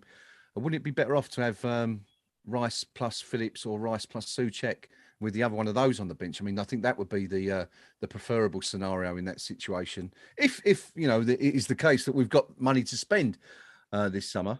That's ideal world scenario, though, isn't it? That is ideal world scenario. But then if there's someone from maybe just putting it out there, like say from someone else now, from the Czech league, or from from a player from a Russian club that's a foreigner that now can't get a game because of the political situation, etc. Yeah. Then surely that'd be a good bit of business. Somebody for 20 million, Calvin for 50, and 45 in for Souček. Yeah, juggling stuff. Yep, maybe. Rio,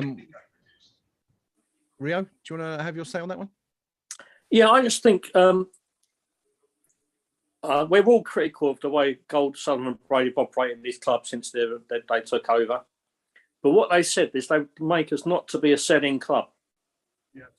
And if either Fornals or Souček moved on at the moment, it wouldn't be because they're going to a weaker side. They'd be going to probably a more salubrious side, in my opinion, because they've rightly augmented their place into the reckoning of bigger clubs.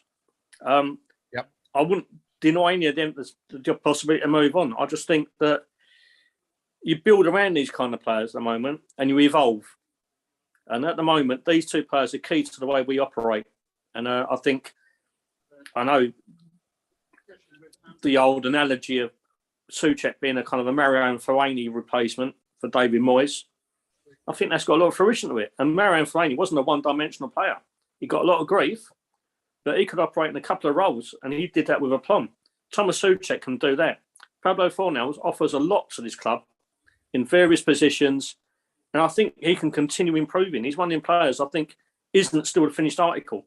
I think both of them players got a lot more to offer this club at the moment, and I'll be really sorry to lose them. We ain't selling the club no more. We've got to push on. We've got to use these players, evolve, and utilise them the best that we can as our evolution continues and our push towards the top four continues. And of course, he has performed the best ever rendition of Estamos Massive everywhere we go. Yep. Estamos Massive everywhere we go. I think the point as well that some are missing, if Souček was to go, then I would presume, there's no guarantees, I would presume it would be with David Moyes' blessing. I think we would not sell any players without Moyes having the final say. And yeah, absolutely, mate. Absolutely. If Moyes thought it would be better overall as for the team, because that's the thing, it's great having good individuals, but sometimes having good. Sorry, I'm going to have to come in here because looks like West Ham might have a penalty. We had just to take you back. Sorry, Nick, but ball's come over from a corner. Craig Dawson's got up, put the header in. It looks like he might have been shoved in the back. The referee didn't see it initially, but we've been there's a VAR check. He's been told to go and check his monitor at the side of the pitch, which, as we know, in 99 times out of 100 results in a decision going the way of VAR. So I think we might see West Ham be awarded a penalty here. The referee blows his whistle, makes the screen, and points to the penalty spot. It is indeed a penalty for West Ham United. Rio, thoughts on that? My first initial concern when I saw it was that Dawson looked really uncomfortable. He collided with the advertising holdings.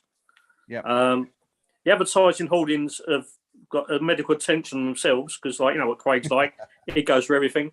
Yeah, but he didn't look very comfortable. That's my thing. But yeah, that's a simple penalty giveaway, isn't it? Very basic football there from Norwich, and they've not executed that well at all. So it's Manuel Lanzini. Surprisingly, Saïd Benrahma not given the opportunity to complete his hat-trick. Lanzini from the penalty spot takes a few steps back in the sunshine. Tim Krul pointing to the air. Hopefully that's where he thinks it's going to go. And Lanzini strokes it into the bottom right-hand corner of the net, and it's 4-0 to the Hammers. We've done it again. Nick, your view on the penalty incident? Penalty for you? Blatant. Can't get away with it. Can't shove a player in the back and not in a penalty box and not expect to get a penalty for it. Whether we get it against Man U and Liverpool, though, be a different kettle of fish, I guess. But no, that was a penalty. Okay. We've done it again, Rio. Another 4-0 lead at Carrow Road. When was it? We did that. We covered that one, didn't we? Was it 2 years ago, 2020? Yeah, 2 years ago when we first started doing these kind of things. And I was absolutely furious because all the times I go to Carrow Road, and barring one cup game, we hadn't won in the league since, I think, 1971. Right. At the moment, it's back-to-back 4-0 victories, and I haven't been there both times. So, yeah, I'm getting slightly annoyed, slightly miffed at this. I'd just like to point out, great penalty by Manuel. Easy, slight in the bottom right-hand corner. The little celebration was very West Ham-esque, There's a lot of talk about him possibly being one of the players we upgrade and move on. But he gave the cross down as, I'm a sucker for all that. I love all that. Nick, you slightly surprised that Benrahma wasn't given the opportunity to complete his hat-trick there? I think we've been here before, haven't we? Where, I mean, what's that? That's Lanzini's second penalty this season, I think, isn't it? He seems to be now our allocated penalty taker. And we've seen it before where, spur of the moment on the pitch, we've decided to maybe give someone a chance for a hat trick, or, you know, a fine case in point was last season, wasn't it? Between Rice and Lingard. Lingard then missed. All right, we scored from the rebound, but you know, he still missed it. And maybe Moyes has put his foot down and said, right, you're our allocated penalty taker, regardless of the circumstances. If we get a penalty, you're taking it. And if that's the case, that's good management, because I don't buy this thing, oh, you're on a hat trick, we'll give you the opportunity to score a hat trick. You know, sometimes you have to do what's best for the team rather than individually. Okay, good stuff. Coming back to the picture, Mark Noble is on for the final quarter of the game. Interesting substitution, though. You might expect him to replace Lanzini or Ben Rama, possibly even Fornals at stretch. Oh, no. Craig Dawson has gone off. Rio, do you think that might have something to do with him bashing up the advertising hoardings a few minutes ago? Yeah, I think that's got to be the predominant reason. Yeah, it did look to Clyde quite heavily with it, and he was on the floor for about a good few seconds, which is very unlike Craig Dawson. Yeah. I'm expecting Mark to, he's played every other position for West Ham basically, so he's going to fit in nicely at centre half. Now he's going to be upboarded with big headers, use his Des Walker-like pace to marshal the back four. Now we got this. We've got this. I know. Well, yeah, I think Rice has now dropped into centre back, isn't he? And Noble's taken Rice's spot. Don't ruin my dream. Noble's going there. Very observant. Yeah, Nick, certainly looks that way. Rice partnering Kurt Zuma at the back now, Lanzini and Noble in the centre of the park, playing around the rest. But I should clarify that the penalty wasn't apparently given for the push or the foul. It was given for handball. So there you go. Anyway, whatever reason it's given for. What do we know? What do we know indeed? Norwich 0, West Ham United 4. 22 minutes to go. Ben Rama again, and Lanzini from the penalty spot. All the while around. It'll be 5 because I've made my prediction that Bowen will score today, so it will be 5 at the very least. Rio, last 5-0 win away from home. Derby County, maybe. Derby County, yeah, definitely. Can't remember the actual year. That's really Nobby Solano scored, didn't he? Yeah, that's how far back it was. 9. Yeah, it was around then, wasn't it? Long time ago. Derby, of course. Well, I think that was the season they set the record, wasn't it, for the lowest points total in the Premier League? Yeah, they disappeared at their own backsides that year, and didn't only disappear at their own backsides. They disappeared at Forest, Leicester's, Watford's, and Norwich's, everyone's backside. They was that awful. Yeah. We don't often win 5-0 away from home. I'll tell you that for a fact. Yeah, it's one of the easier stats to keep track of, that one, isn't it? Now, I mentioned this at the end of the first half, so let's do this one quickly. Luton Town finished 6th in the Championship, won yesterday. They're in the playoffs where they'll face Huddersfield. And a few ex-West Ham boys there, Rio, including a certain Scott, Mr. Snodgrass, one of the older members of the team. Yeah. Normally Luton is a place that I wouldn't even wish the residents of Baghdad to visit. It's an absolute godforsaken place. It's a godforsaken football club. But this year, I've actually kind of taken a bit of a keen interest in them because of the West Ham connection. You've got Robert Snodgrass, Reece Burke, Dan Potts, Elliot Lee, a couple of the others. And I've seen them a couple of times and they play some nice football. And you know what? If they come up in the Premier League, if those fortunate enough to manage their way through the Championship playoffs, how are the people, the entitled lot of the likes of Arsenal fans, City fans, who haven't encountered the joys of Kenilworth Road and going through someone's back garden into the main stand, how are they going to cope? Seriously, it's like stepping back in time 40-odd years. We have just had a major miss, by the way, by Fornals again. Just wide of the post. Should have scored. onside as well. So could have been 5 out. Yep. Nick, Luton Town. What have you got any memories of the Hatters? Any good memories, bad memories? The bad memory when they knocked us out of the Milk Cup. Good memories. Probably when they were last relegated is the only good memory I've got of them. I don't. They're one of those clubs that to me are totally insignificant, totally indifferent to if they come up.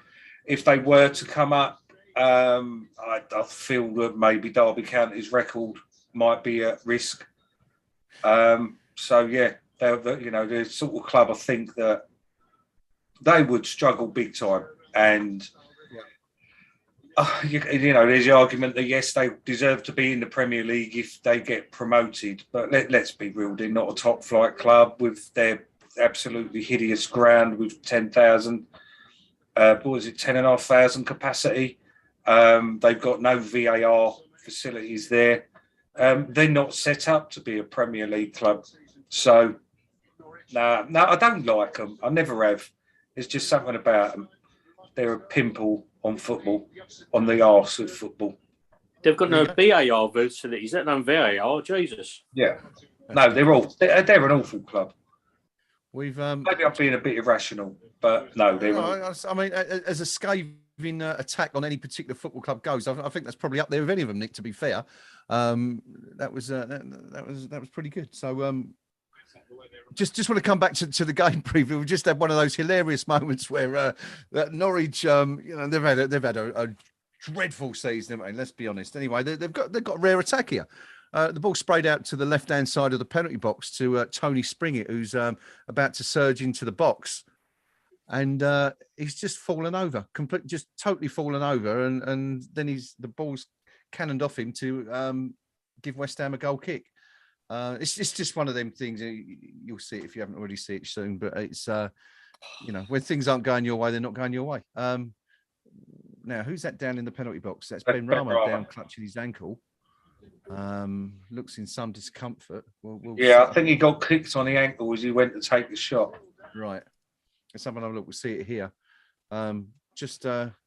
He's actually had the ball nicked off his foot as he's about to shoot, as Nick says, and he's kicked the back of the Norwich player's left ankle. Nasty one. That quite painful. And he's limping. Looks in, as I said, some considerable discomfort at the moment. Some silly boots they're wearing. See, there's no protection from those these days. Oh, and he got his foot caught the ground and all after he kicked him, I think. Yeah. Maybe that's why he's clutching his ankle rather than his foot. Then he may perhaps have twisted it slightly. I think he might be coming off here because he can't put any weight on it at all right now. But we shall see.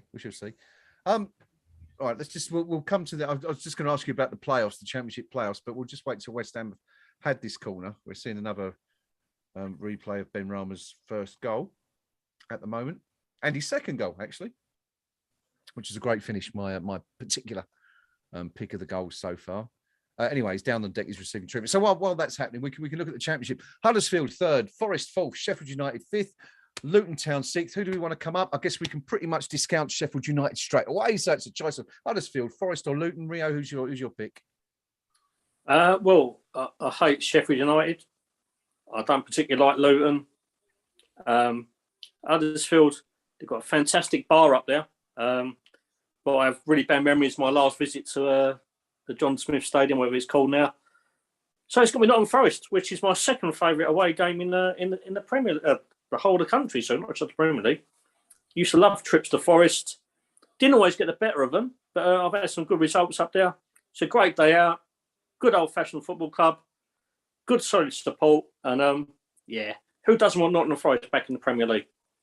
Yeah, I wonder if you can still get the cricket bar there. Nick, who for you? Huddersfield, Forest, Sheffield United or Luton?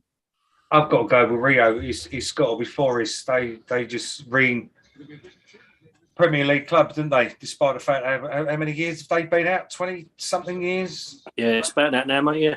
Been in for, so really, they're not a Premier League club per se, but no, former European champions. I know you've got to earn your right. If they come up, they've earned the right. And they are historically a huge club. And it'll be good for their supporters, But yeah, Forest all the way for me, really. Okay, all right. And also, it leads me on to like say, if you ever get the chance to watch it, there's a film called I Believe in Miracles, which revolves around Forest and Brian Clough. Superb. Absolute essential football viewing. Yep. That was Netflix, wasn't it? That was on. Yeah, I think so, mate. Yeah. Yeah, I watched that. Good. It was a good watch. He done wonders there. Done absolutely wonders. Another character. Taylor too, of course. Let's not forget the magic duo, weren't they?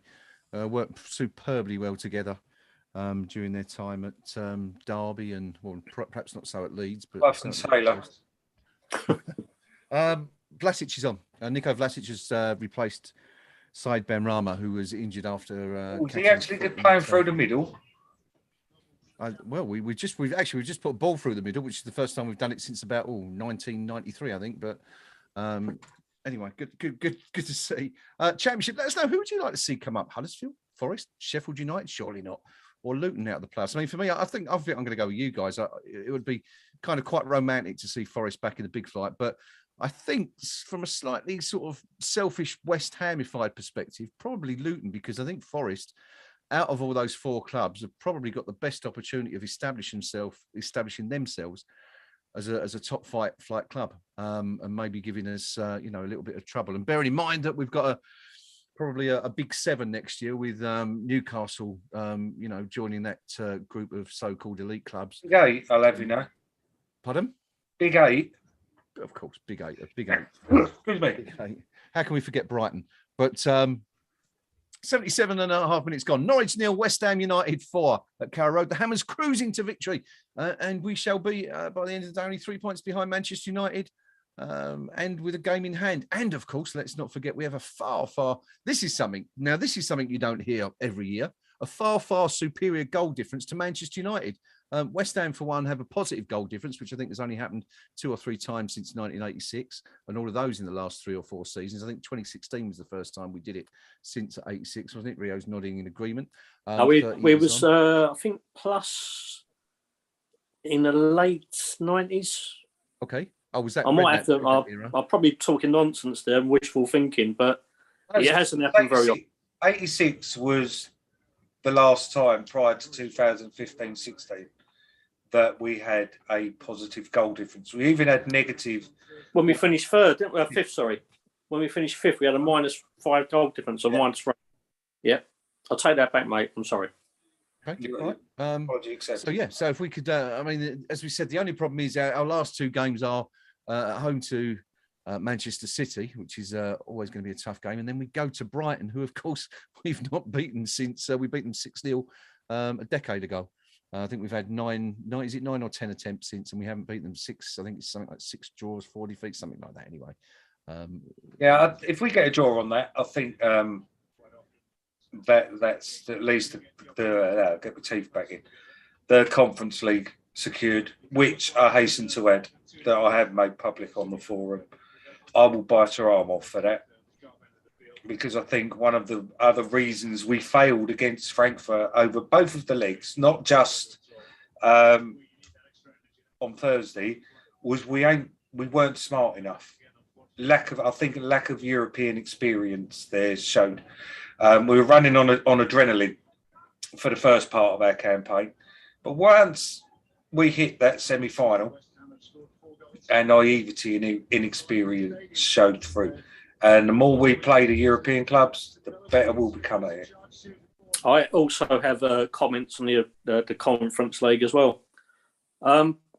Once you get down past the initial group stages, when you look at clubs and you think, who are they? You go deep in that competition. That last 4, Leicester was probably the weakest side in terms of reputation. Yep. There's some quality sides in that competition. Sure are. And Tottenham Hotspur should be ashamed of themselves. They haven't won exactly a lot of trophies in the last 30-odd years, have they? Is it one League Cup?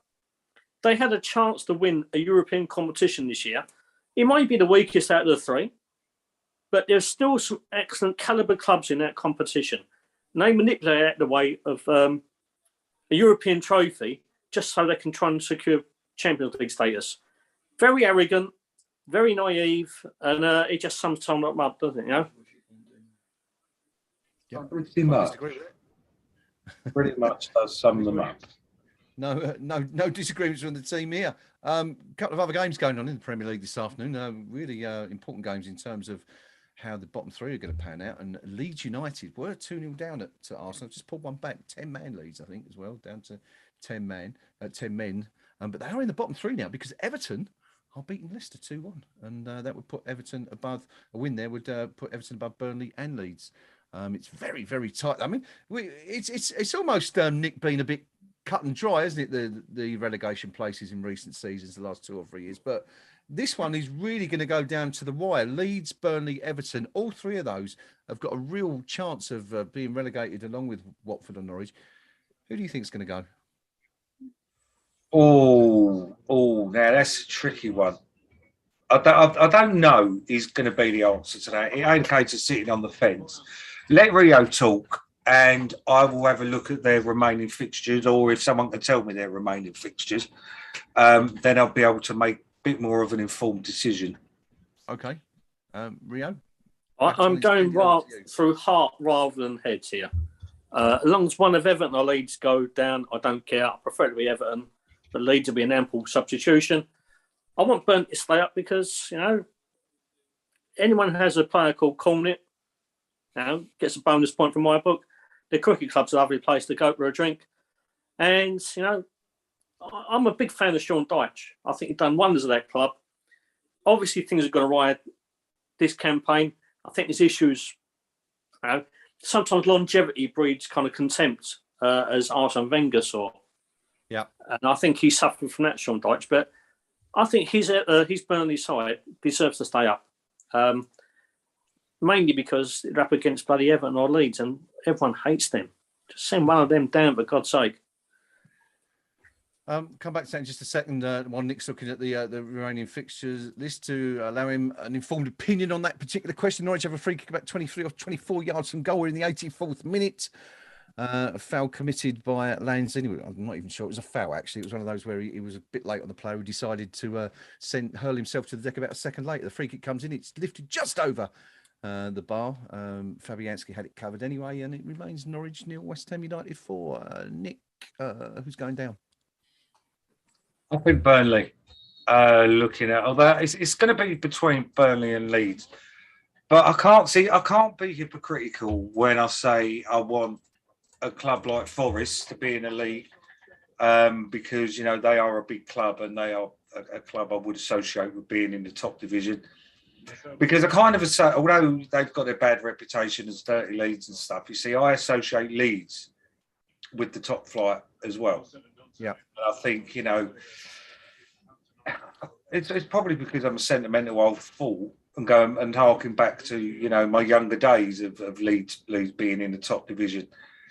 I've not really got any hate towards Everton. It's only the Frank Lampard thing, but again, as I've kind of got older, I've like mellowed out a bit towards him since he's left Chelsea. And controversial. So no, it doesn't mean I like him. It's just that the hate's less. And Burnley, again, to me, they're not a top flight club. They're an anti-football side, and we can never seem to bloody beat them because they are such an anti-football side. I remember that game a couple of seasons ago. It might even have been last season, where maybe it's actually down on our manager when we played them, and I think it was a 1-1 or a 0-0 ball draw.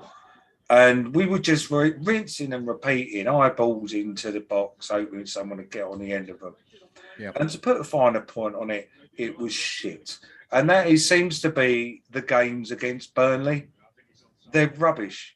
And Tunnock, go, get out of our league, because I don't think they belong in this league. They're Sam Allardyce. You know what, Nick, sorry. You're beginning to sound like a Spurs fan this art. And I've got to say this. Luton a good job in the Premier League. They're not big enough. Burnley shouldn't be in the Premier League because they're not. What's this all about? Surely for teams. This is their that thing there of football. They're like they're like a Sam Allardyce team on Valium, and they're just so mind-numbingly crap to watch. Yeah. But it's painful. They're rubbish. They're probably lovely people. They are. They're lovely people in Burnley. I've been there. I don't think I've ever met anyone from Burnley as it goes. It's one of them places that, I don't know. How do you go about meeting people from Burnley? It's not. You go to Burnley generally. Well, that's a pretty good idea, I suppose. To be fair. And Tinder, you expand your radius. Yeah. I mean, the thing is, right, Luton is not just like a crappy club. The whole area around Luton is, makes like Kensington. But football side of things, Burnley, they're just dreadful. And we can never seem to beat them. So on that basis, go. Relegate. Everton, I see, is very similar to us. Take out the Frank Lampard business. And I'm never going to forgive you for that Spurs remark there. Because it's not. That wasn't being Spursy. It's not us saying that, well, we're great and we're going to win the league. No, but it's just the fact these teams are too small for us. They don't deserve to play on our be on our table. No, it ain't. No, it's not that at all. It's the entertainment. Get off of my land. Get off our Premier League grounds. See, I shouldn't have come on to that. I even said to the missus, I said, I don't think I'll go off because I ain't in the mood. I'm grumpy, and it's just been topped off that I'm fucking Spursy. All right, look, I'll take it back. I do apologise. Maybe that was a little bit beyond the pale to accuse you of that. But Luton, Burnley, why not give him? I like seeing clubs like that in the Premier League. One of our greatest games ever in the Premier League was against a team that probably fall into that same category. 5-4, wasn't it? The Jamie Lawrence game. Bradford, wasn't it? Bradford, yeah. Bradford. Of course it was. See, but that was entertaining. Now, if we played Burnley and did 5-4 every time, that would be great. But it ain't. It's a draw. An absolutely mind-numbingly draw. That's why I don't want Burnley in the league. All right. Because it's painful. It is painful. In fact, I was being generous when I said they're like Allardyce or Valiant. Well, they probably could have done with him, couldn't they, earlier in the season? They might not be in this position they're in now, to be fair. That is true. Anyway. I've got a counter-argument. I mean, Nick's completely right about Burnley. Every time we play against them, barring one game I can recall, it's been beyond dire. Yeah. It's not even been Kieran Dyer. It's been beyond that. It's been like Lloyd Dyer, basically. Yeah. But as for Leeds, they had a purple patch in the 70s and late 60s when there was a big side. But for much of my support in life, they've been a nondescript second division club. They had a little bit of resurgence in the early 90s. The little patch under David O'Leary in the early 2000s. But for most of my support in life as a West Ham fan, Leeds have been a nondescript second division side. And rightly so. I've been there a few times and it's horrible. Yorkshire's a beautiful county. Then you get the Leeds and you think, what the hell happened here? Why did Luton get manipulated in some kind of bizarre experiment, made a little bit bigger and stuck in the end of Yorkshire where it's lovely everywhere else? So, yeah, that's why I want Leeds to go down. You've kind of got that corridor, Leeds, Bradford, all around there. It's not particularly nice, is it? But anyway, Pookie's through here. This could be a goal for Norwich. He's tried to, I'm not quite sure what he's tried to, I think he's tried to lift the ball over the on-rushing Lucas Fabianski, who, let's give him his credit, spreads himself big, and I think the ball's cannoned off his chest away from Norwich corner. But Norwich really should have had a goal there. And the ball played between Declan Rice and Kurt Zuma, who were a little bit stationary. Didn't react to that properly, and Pookie was through on goal, tries to lift it over Fabianski, but we've panned him once or twice today, and rightly so, but that was a decent save, and he's just come out to fist the corner away. We're in added on time at the end of this game. It's 3 minutes added on. We're going to have to do this very, very quickly. In fact, I'm not sure we can do this very, very quickly, so we might give this a miss, but all right, let's touch on it very quickly. Probably not the right subject when West Ham are winning 4-0, but the behaviour of some of our fans away from home, especially. Nick, you were in Germany on Thursday. You witnessed it firsthand. Some pretty poor things going on. And is this a problem going forward for the Hammers, or is it just a one-off caused by Europe? Again, I've not been to enough games to make an overall informed opinion on it, but Well, let's base it on what you saw, yeah. Basing it on what I saw on Thursday, some of the behaviour in the stands was particularly atrocious, not just towards the Frankfurt fans, but the thing that done me was the behaviour to our own fans getting cups of beer, or probably weren't beer, it was similar colour though, and lobbing it down to at our own fans on the lower tier, and then lobbing it down at the people in the wheelchairs in the lower tier that were Frankfurt fans and stuff. It was absolutely despicable. And, you know, that was directly below us and in front of us. So it's not like we're imagining things and whatnot else. You know, it was just horrendous. It was very uncomfortable. And, of course, we're sitting right at the front where it's all coming from, and people looking at us. And I'm like, oh, mate, kind of thing. It was just completely unnecessary. And we wonder why we've got this reputation. If we're going to have a reputation, at least do it properly, but not chucking stuff anonymously in at people in wheelchairs and our own fans and stuff. No, that was just bang out of order. Rio, is this something that you're seeing replicated in the London Olympic Stadium as well, or do you think this is unique to away games and some of these bigger cup games that, you know, a lot of people feel have brought sort of supporter out that maybe doesn't go every week and isn't used to, you know, the rules and regulations, as it were, unwritten rules and regulations of watching the team? Yeah, it's gradually creeping in everywhere, isn't it? I've noticed it particularly at home games in the cup competitions. You get a lot of people you don't recognise in areas that are normally designated for season ticket holders, and the behaviour is absolutely done. Let's put it this way: it's absolutely shocking, disrespectful, and it's causing a lot of hassle between those who go week in, week out. My last couple of away trips that I managed to do before, like, kind of things took taken hold and made it a little bit more difficult for me. Yeah, it's been more and more uncomfortable going away, as you rightly said. And normally, when you go away in West Ham, it's as a family, it's as a unit. You can travel up on your own if you're that way inclined, and you can have a great day out because you always bump into someone. They all look after each other. Everyone's out for the same kind of reason, and we are a unit. But my last 3 or 4 incursions away from home have been uncomfortable, not pleasant at all, not an environment I want to take my sons to, let alone anyone else. And what I've heard, the stories from first-hand from people who've been on the European trips, that core element of unity is still there in some respects, but there's far too many people jumping on the European bandwagon, jumping on the West Ham bandwagon, who are getting hold of tickets, who have got no sense of the way that West Ham fans operate and behave away from home. Yeah. They're, as Nick rightly says, absolutely despicable, some of them. And it's something that needs to be really addressed urgently. Otherwise, it's going to cause the more innocent fans to become victims of, you know, a wider picture. Yeah, you say, yeah, that's actually a good point, because I won't name who was in my company throughout the drive and all the time in Germany. You know, if he wants to step forward, that's up to him. But I went with somebody that goes home and away and has done for decades. And on more than one occasion, he said, I'm actually thinking about jacking it in. He said, because it's the idiots that are driving me away. And he said, and I've been going for so long. I'm trying to think I can do better things with my life than get the ump with our own supporters. He said it's worse than it's ever been.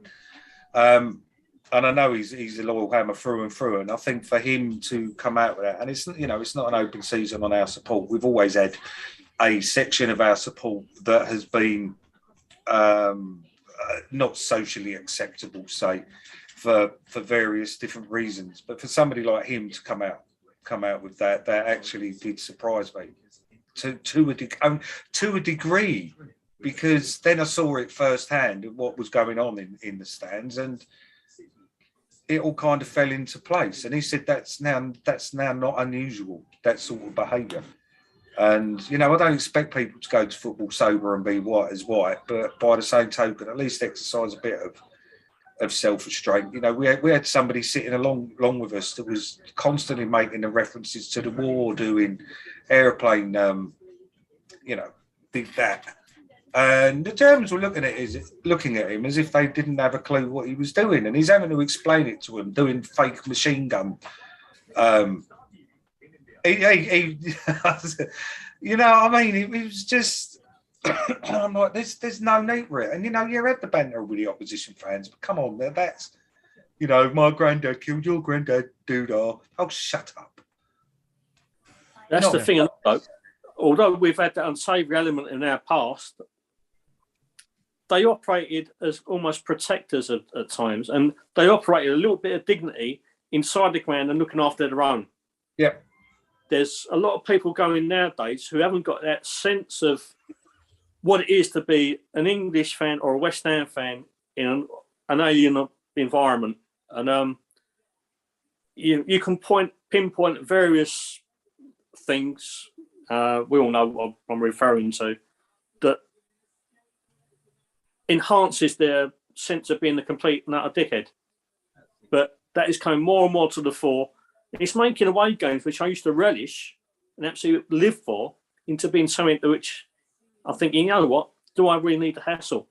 And when, like you say about certain people you went with this week, Nick, I know a couple of people who go week in, week out away from home, they're getting fed up with it. You know, because it doesn't reflect well on us as a club, let alone us as a nation. No, you're totally spot on.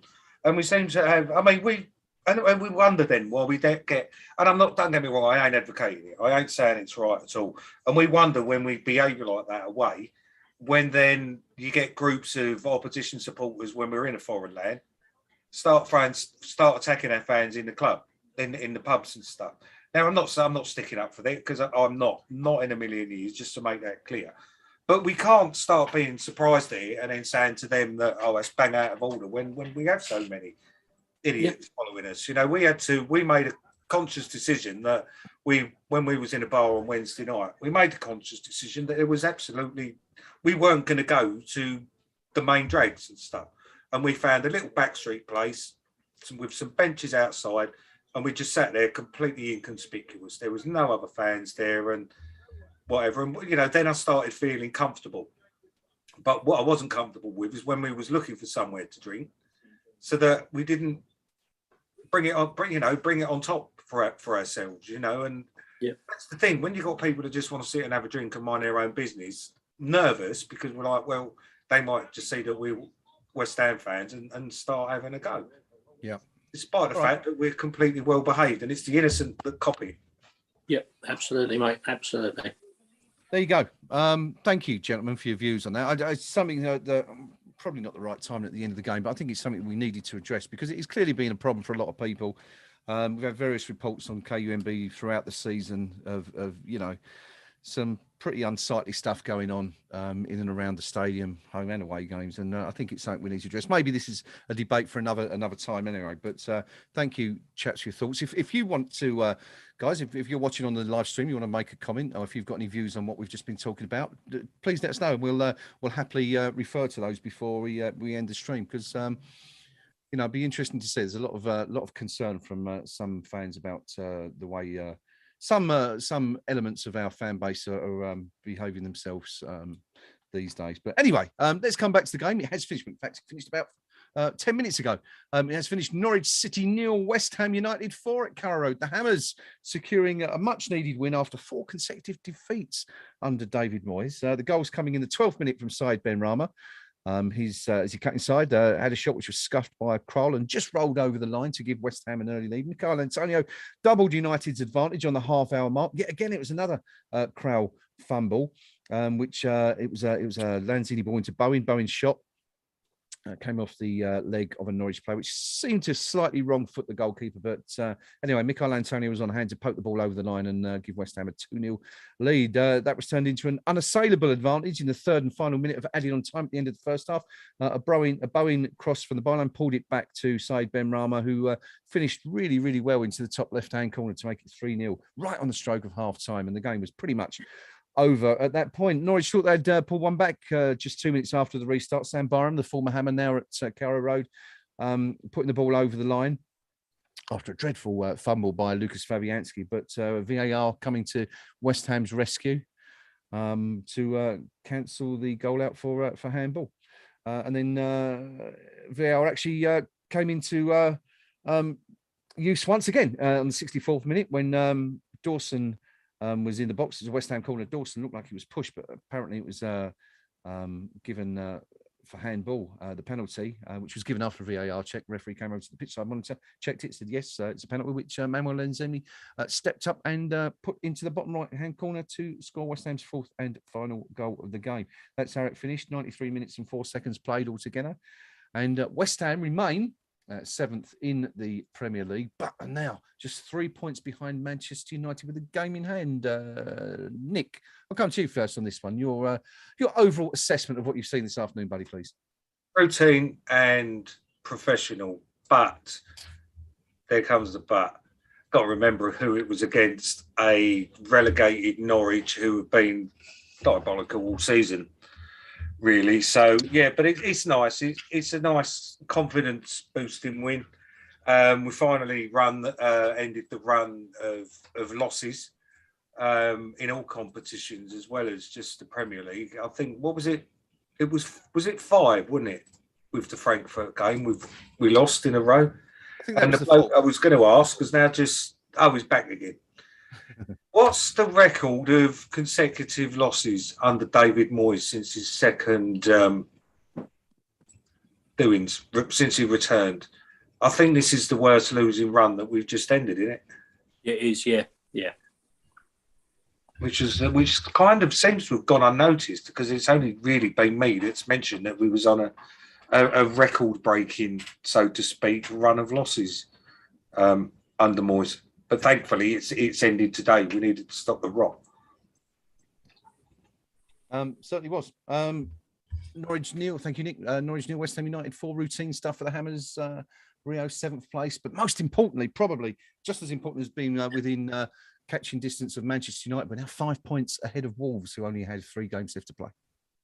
Yeah, and 2 of their games are absolute nightmares against the top 2 at the moment, all both chasing the title. So you would hope that this cements our place in that top 7 at least and guarantees European football for another year. As Nick said, you can only beat what's in front of you.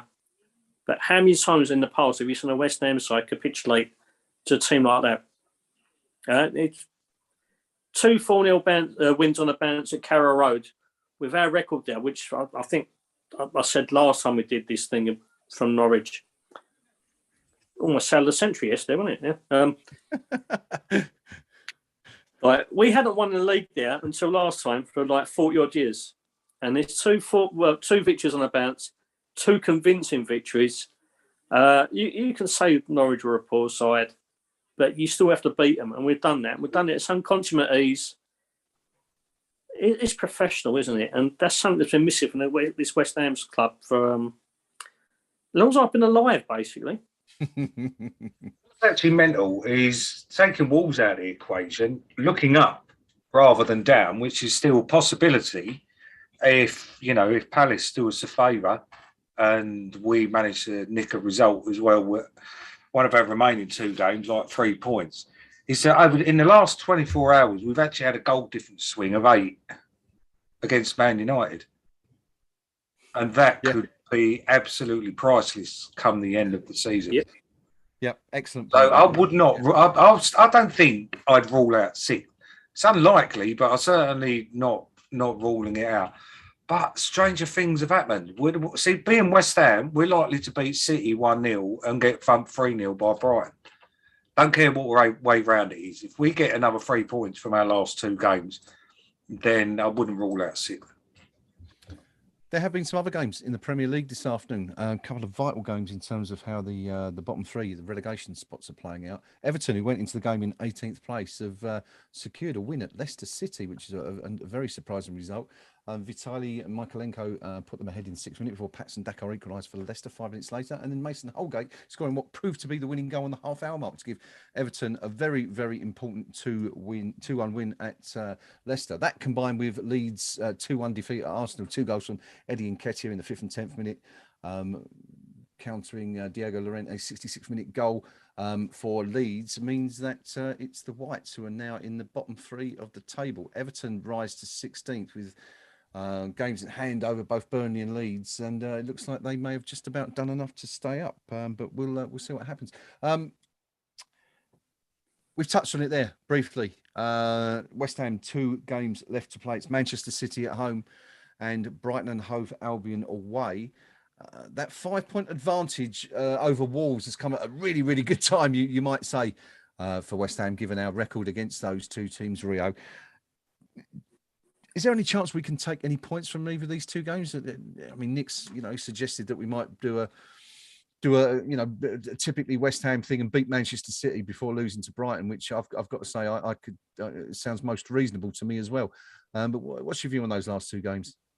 You know what? You couldn't really ask for two tougher games to finish the season off for us.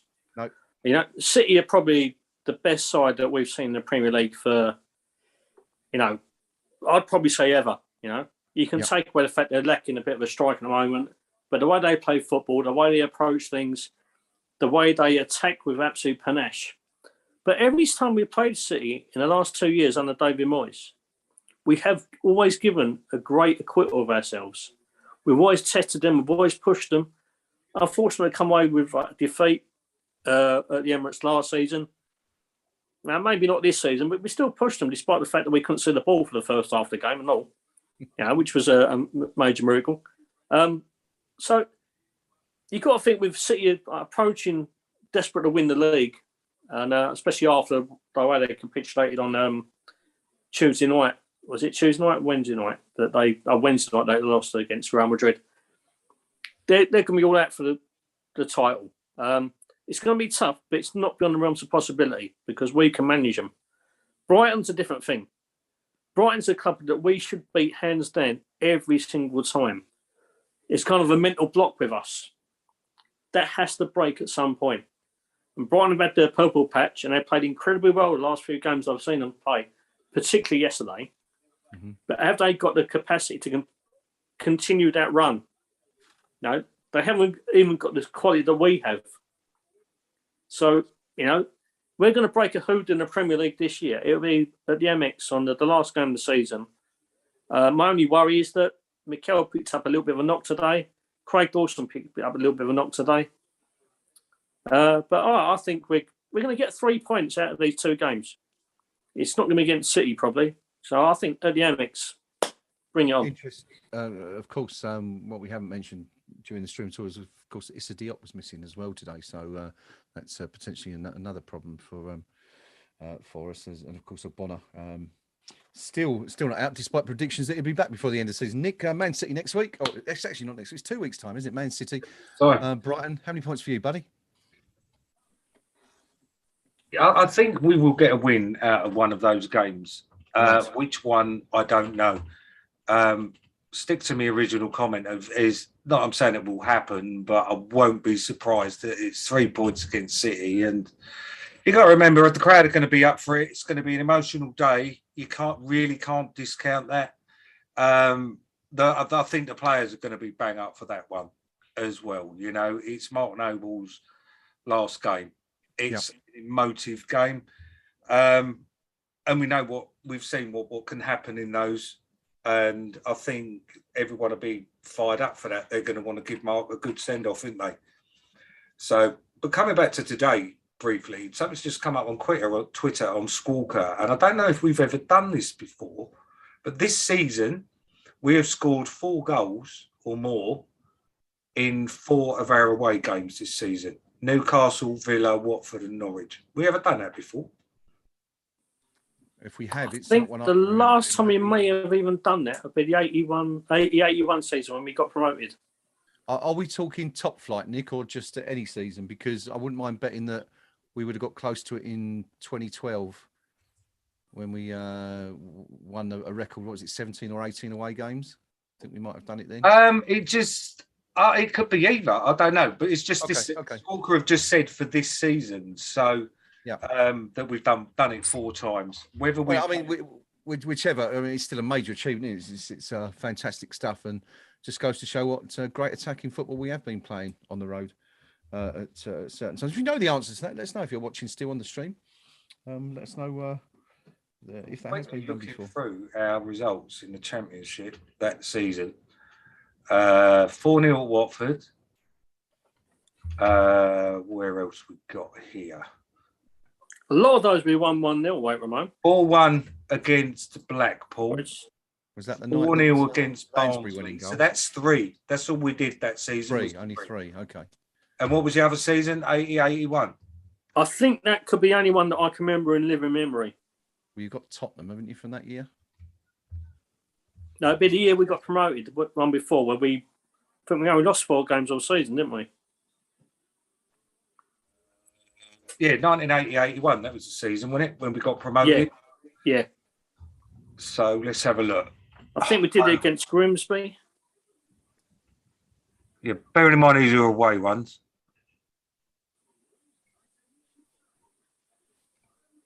Grimsby. See, is no. Do you know what? We didn't win. No, we didn't score many goals away from home. Most of it looks. Oh no, it's all right. I'm reading that wrong. Hang on. No, because they're the losses and draws. What's the key here? Because they're different colours. We had a plus 50 goal difference, mind. Not bad, is it? Away 1-1. Away we lost. There. Away we lost. No, it didn't, did we? It didn't at all. No, not at all. Well, there you go. Well, while we're deliberating over that, we've got a couple of comments. Craven saying that we won 4-1 away at Forest in Big Sam's season, as I was there. Was that not the one where Lansbury winning goal? When it was like 1-0 or something? That was Blackpool. Yeah, it was Blackpool. Yeah. We smashed them. But anyway, whatever the last time it was done, it's a fantastic achievement by David Moyes and those players.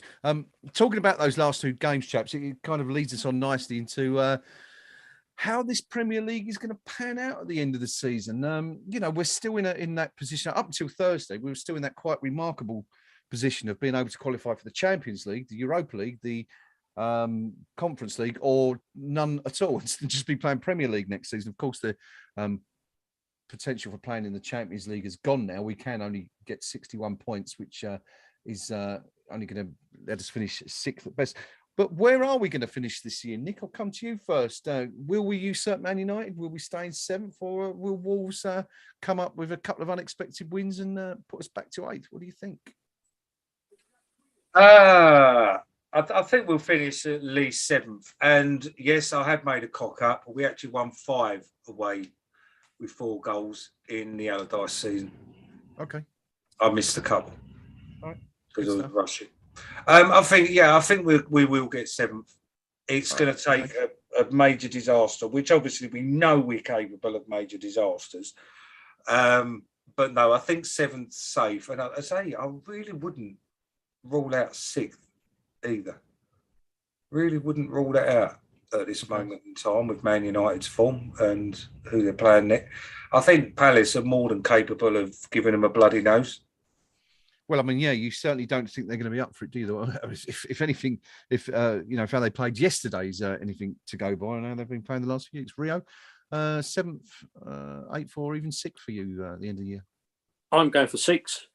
I think, as you say, United's whole squad has parked the bus in the canal because they are not interested in playing for their club at the moment.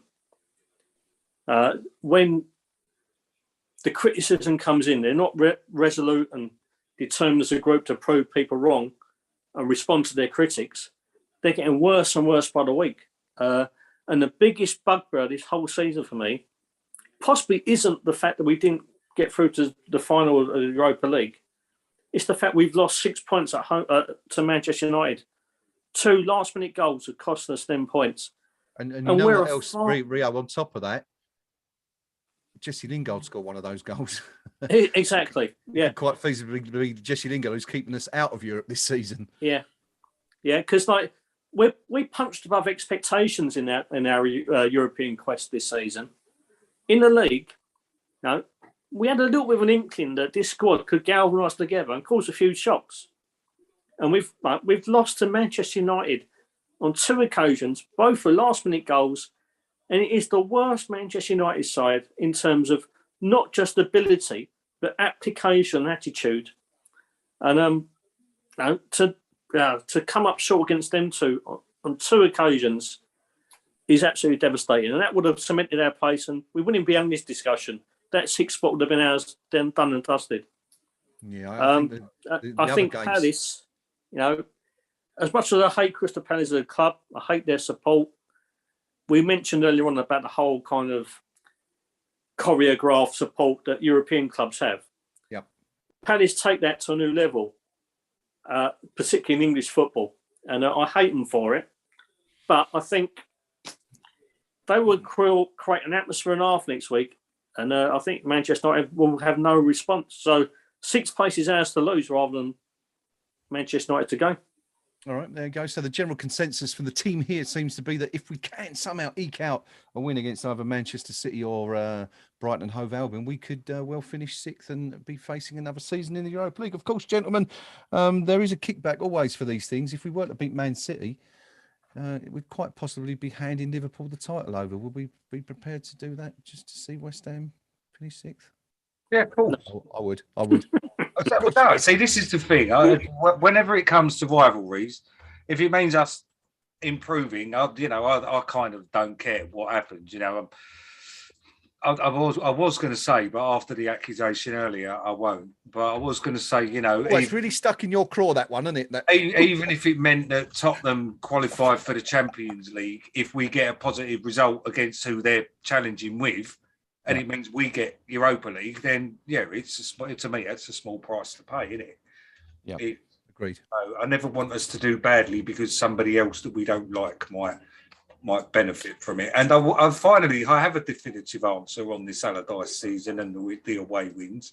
Okay, it was actually 4. I can't count. I'm an idiot. It was Watford, Forest, and Barnsley. Blackpool.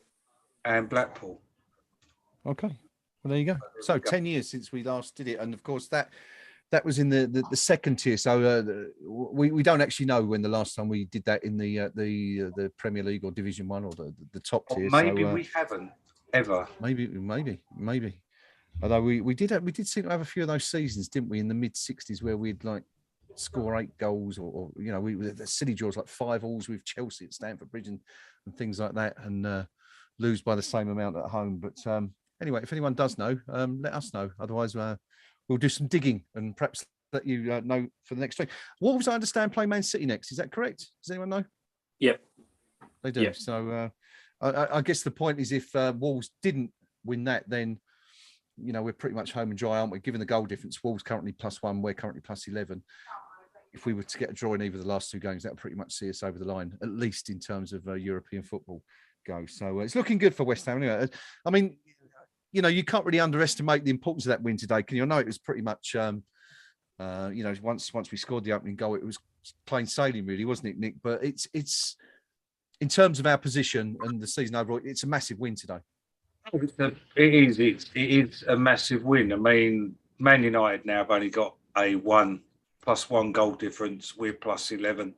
So, only being 3 points beyond with a game in hand is really, really good.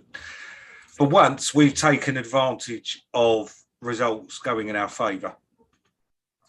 I think maybe I know it's 5 points isn't insurmountable, but looking at Wolves' fixtures. Who else do they play, Nick? They've got Man City, Liverpool, and one other. Well, they're not going to win 2 of those, are they? I think it's fair to say. No, especially if they're not. Especially if they're fighting as well. Liverpool, Man City still. Yeah, that's really kind of our only hope. Oh, Norwich. So they'll get 3 points. They've got Man City on Wednesday. Ooh. So, but that's at home. Are Man City going to slip up against them? Again, this is the thing. It's the end of the season where anything can bloody happen.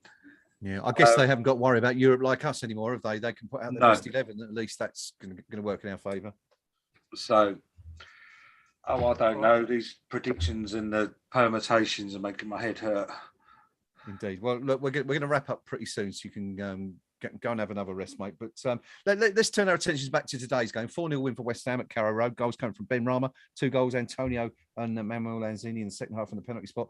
Man of the match, chaps. Rio, let's begin with you first. Who stood out for you amongst the team today? I'm probably going to cop out and go for Ben Rama because, 2 goals away from home, it's a selling point. And the way you finished that second one particularly, it was an absolutely fantastic finish. Otherwise, I would have gone for Manuel Lanzini. I thought patrolled the midfield really, really well. Yeah. Passed with absolute aplomb. Is incisive, positive, drove us forward. But yeah, I've got to go for Saeed just for the 2 goals. 2 goals away from home. You can't be sniffed at. Okay. And that's the only reason I'm going for Ben Rama myself as well, because as silly as it sounds, we've just had a 4-0 win away from home, and yet nobody really particularly stood out. And if it weren't for the goals, Ben Rama's 2 goals, even he wouldn't have stood out, if that makes sense. Yeah. He still didn't have a great game, but he got 2 goals. Which we didn't get a second gear at all, did we? We didn't. No, and there was nobody thought, oh yeah, mate, yeah, your performance was superb, yeah, blah blah blah.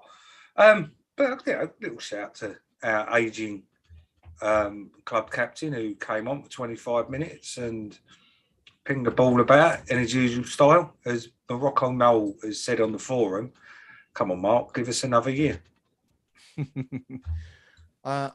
For my shout, I'm going to go with Steve Palmer. I think Jared Bowen's 3 assists probably just about. Oh yes, for me. Also, although saying that, I think he should be denied any possibility of winning it for that most horrendous miss when he almost hit the corner flag from 3 yards out when he was directly in front of goal. It was possibly the worst miss we've ever seen. We are joined by a 4th member of the team just before we wrap up. Noam, are you at Norwich today? I didn't even know if you were there or not. Are you at the game? Hang on, just go slightly quieter. Okay, sorry. I can hear you a little bit now. So I've got a headphone problem, so I'm happy to listen through the speaking. All right, buddy. Well, we won't take up too much of your time because we're just about to wrap up. But what's your views on what you've seen today? Fairly comfortable stuff for the Hammers? Too easy, I think, really, wasn't it?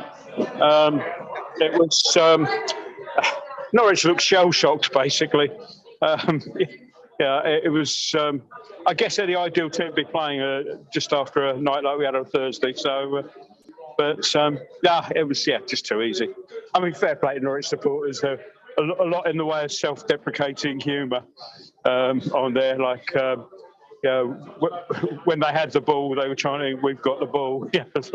And when they finally had a shot, something like 2/3 away through the second half, there was, we've had a shot and that sort of thing.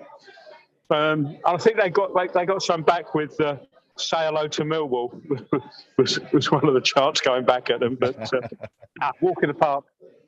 Who stood out from a West Ham perspective for you, if anybody? Pretty much stood out, really. It was just a very good team performance. I mean, Bowen first half, I thought had a good first half. Difficult to see up the other end of the sunshine for the second, but I haven't seen the challenge on Antonio yet, but obviously it was enough to get him sort of out of the game, basically. But he looked nasty. You've seen it a few times, I presume. How did that look? It wasn't pretty, I think it's fair to say, but it looked like he was clutching his side, like his kidney area, when he went off. So we couldn't quite figure, what to make of that. But obviously we lost him and Dawson today, didn't we? So some concerns going into that. I presume Dawson was injured then, was he? We think so, yeah. I mean, that's how it looks. Of course, we haven't got the benefit of the TV. It wasn't just an excuse to get Nobes on. Well, who knows? It could well have been. We don't know. Rio, any questions for Noam this afternoon? First, man, most importantly, where the bloody hell are you? I'm going to make you envious now. Coaching horses, mate. Oh, gee. I hope you're going for the card, mate. So is that? I hope you're going for the card. There's 6 beers that they do on the side. I'm going to be taking it easy. I've had a bit of a few days. Great, I'll tell you. I was at a conference for work on Friday night, and I was the last one to bed. And I was up at 6 because I had some writing to do this morning. You know, I mean, I'm suffering for this website. You know, and now it's your turn. Yeah, I know. Yeah, I'm suffering big time. Knowing where you are at the moment. Yeah. I love that place. Yeah. So anyway, I've got 2 pints in, but I'll have to drink yours for you. Yeah, cool, mate. No worries at all. Enjoy it, mate. Nick, anything you want to fire at Gnome? Apart from a good kicking. No, not really. Oh, okay. Right. Cheers, Nick. Oh, no, well, you've said it. You know. Yeah. It took me a while to get on. I was having headphone connection issues and all that sort of stuff. Right. Well, listen. Okay, what was it? What was the atmosphere like amongst the away support? It was brilliant. In the away support, you know, didn't stop singing all the way through. Lots of humour. About 25 choruses of "Happy Birthday" to Mark Noble. Yeah, it was good. I mean, it's just one of those sort of feel good days. Yeah, beautiful weather, a couple of good pints and a couple of decent pubs, and and a nice little stroll out on the pitch. Yeah. Happy days. How was Aaron Creswell's reception today, mate? Because it's all right. I didn't hear anything untoward. Yeah, I was listening for it, but it was one. I was expecting a little bit, mate. Well, from the away support, I wasn't expecting much today. I'm just thinking in the long term, we've seen a lot of nasty comments. Next weekend. Yeah, see what happens next weekend might be interesting. So yeah. All right. Well, okay. I think we're going to wrap up there, gentlemen. We're sounds good to me. Unusually, not an awful lot to say after a 4-0 away win, but it's certainly a win that keeps West Ham in with a great shout for a top 6 finish for a second successive season and a second successive year in Europe, which of course hasn't been done before. And wouldn't that be something else? Couple of things to wrap up with before we go. We'll look at the match stats. Final match stats for you from today. Norwich 37% possession to West Ham 63. Norwich 8 shots, 2 on target. West Ham 13 shots, 5 on target, 9 corners for Norwich, 5 for West Ham. Haven't got the XG, which I'm sure Noam is going to be hugely disappointed by right now, but that will be on the website later on the KUMB homepage with our match report. Finally, it is, of course, Mark Noble's birthday this weekend. It is also Frank McAvenny's birthday this weekend. So big birthday cheers out to Macca. I hope he's having a fun time. I'm sure he is. If there's anyone who knows how to celebrate an annual occasion, it's Mr. McAvenny. Finally, I've got to say this. You will probably wonder why, but I've just read that Dennis Waterman has sadly passed away. The actor Dennis Waterman, who was, of course, in the Sweeney. Why is that relevant to Knees Up, Mother Brown and Me? Well, it's because he was also the lead actor in the 1967 classic Up the Junction. And so that's why it's particularly poignant. One of my favourite ever films. So sad to hear that. An absolute star. Like the theme tune, and sung the theme tune. Yeah, that's it. Sad news, anyway. Sad news. He was entertaining. He was good. Too many people from the youth are going. It gives you a sense of your age and mortality. Yeah, well, that's because we're all old buggers. That's why. Let's be honest. Well, speak for yourself. I ain't. I just feel it. Anyway, that's about it for us this afternoon. My thanks to my fellow panelists, co-hosts. I'm not sure. We can call you both, I suppose. To Nick, to Rio, to Noam, who's joined us for his post-match thoughts at the end there. West Ham's battle for a European spot, top 6 finish is still alive. One more win, but where's it going to come? Against Manchester City, against Brighton? Who knows? But we're going to need one more if we're going to make it into the Europa League next season. It's going to be another thrilling end to the season, folks. Thanks to everyone joining us on the live stream for your company. We shall see you all again very soon. Until then, on your irons.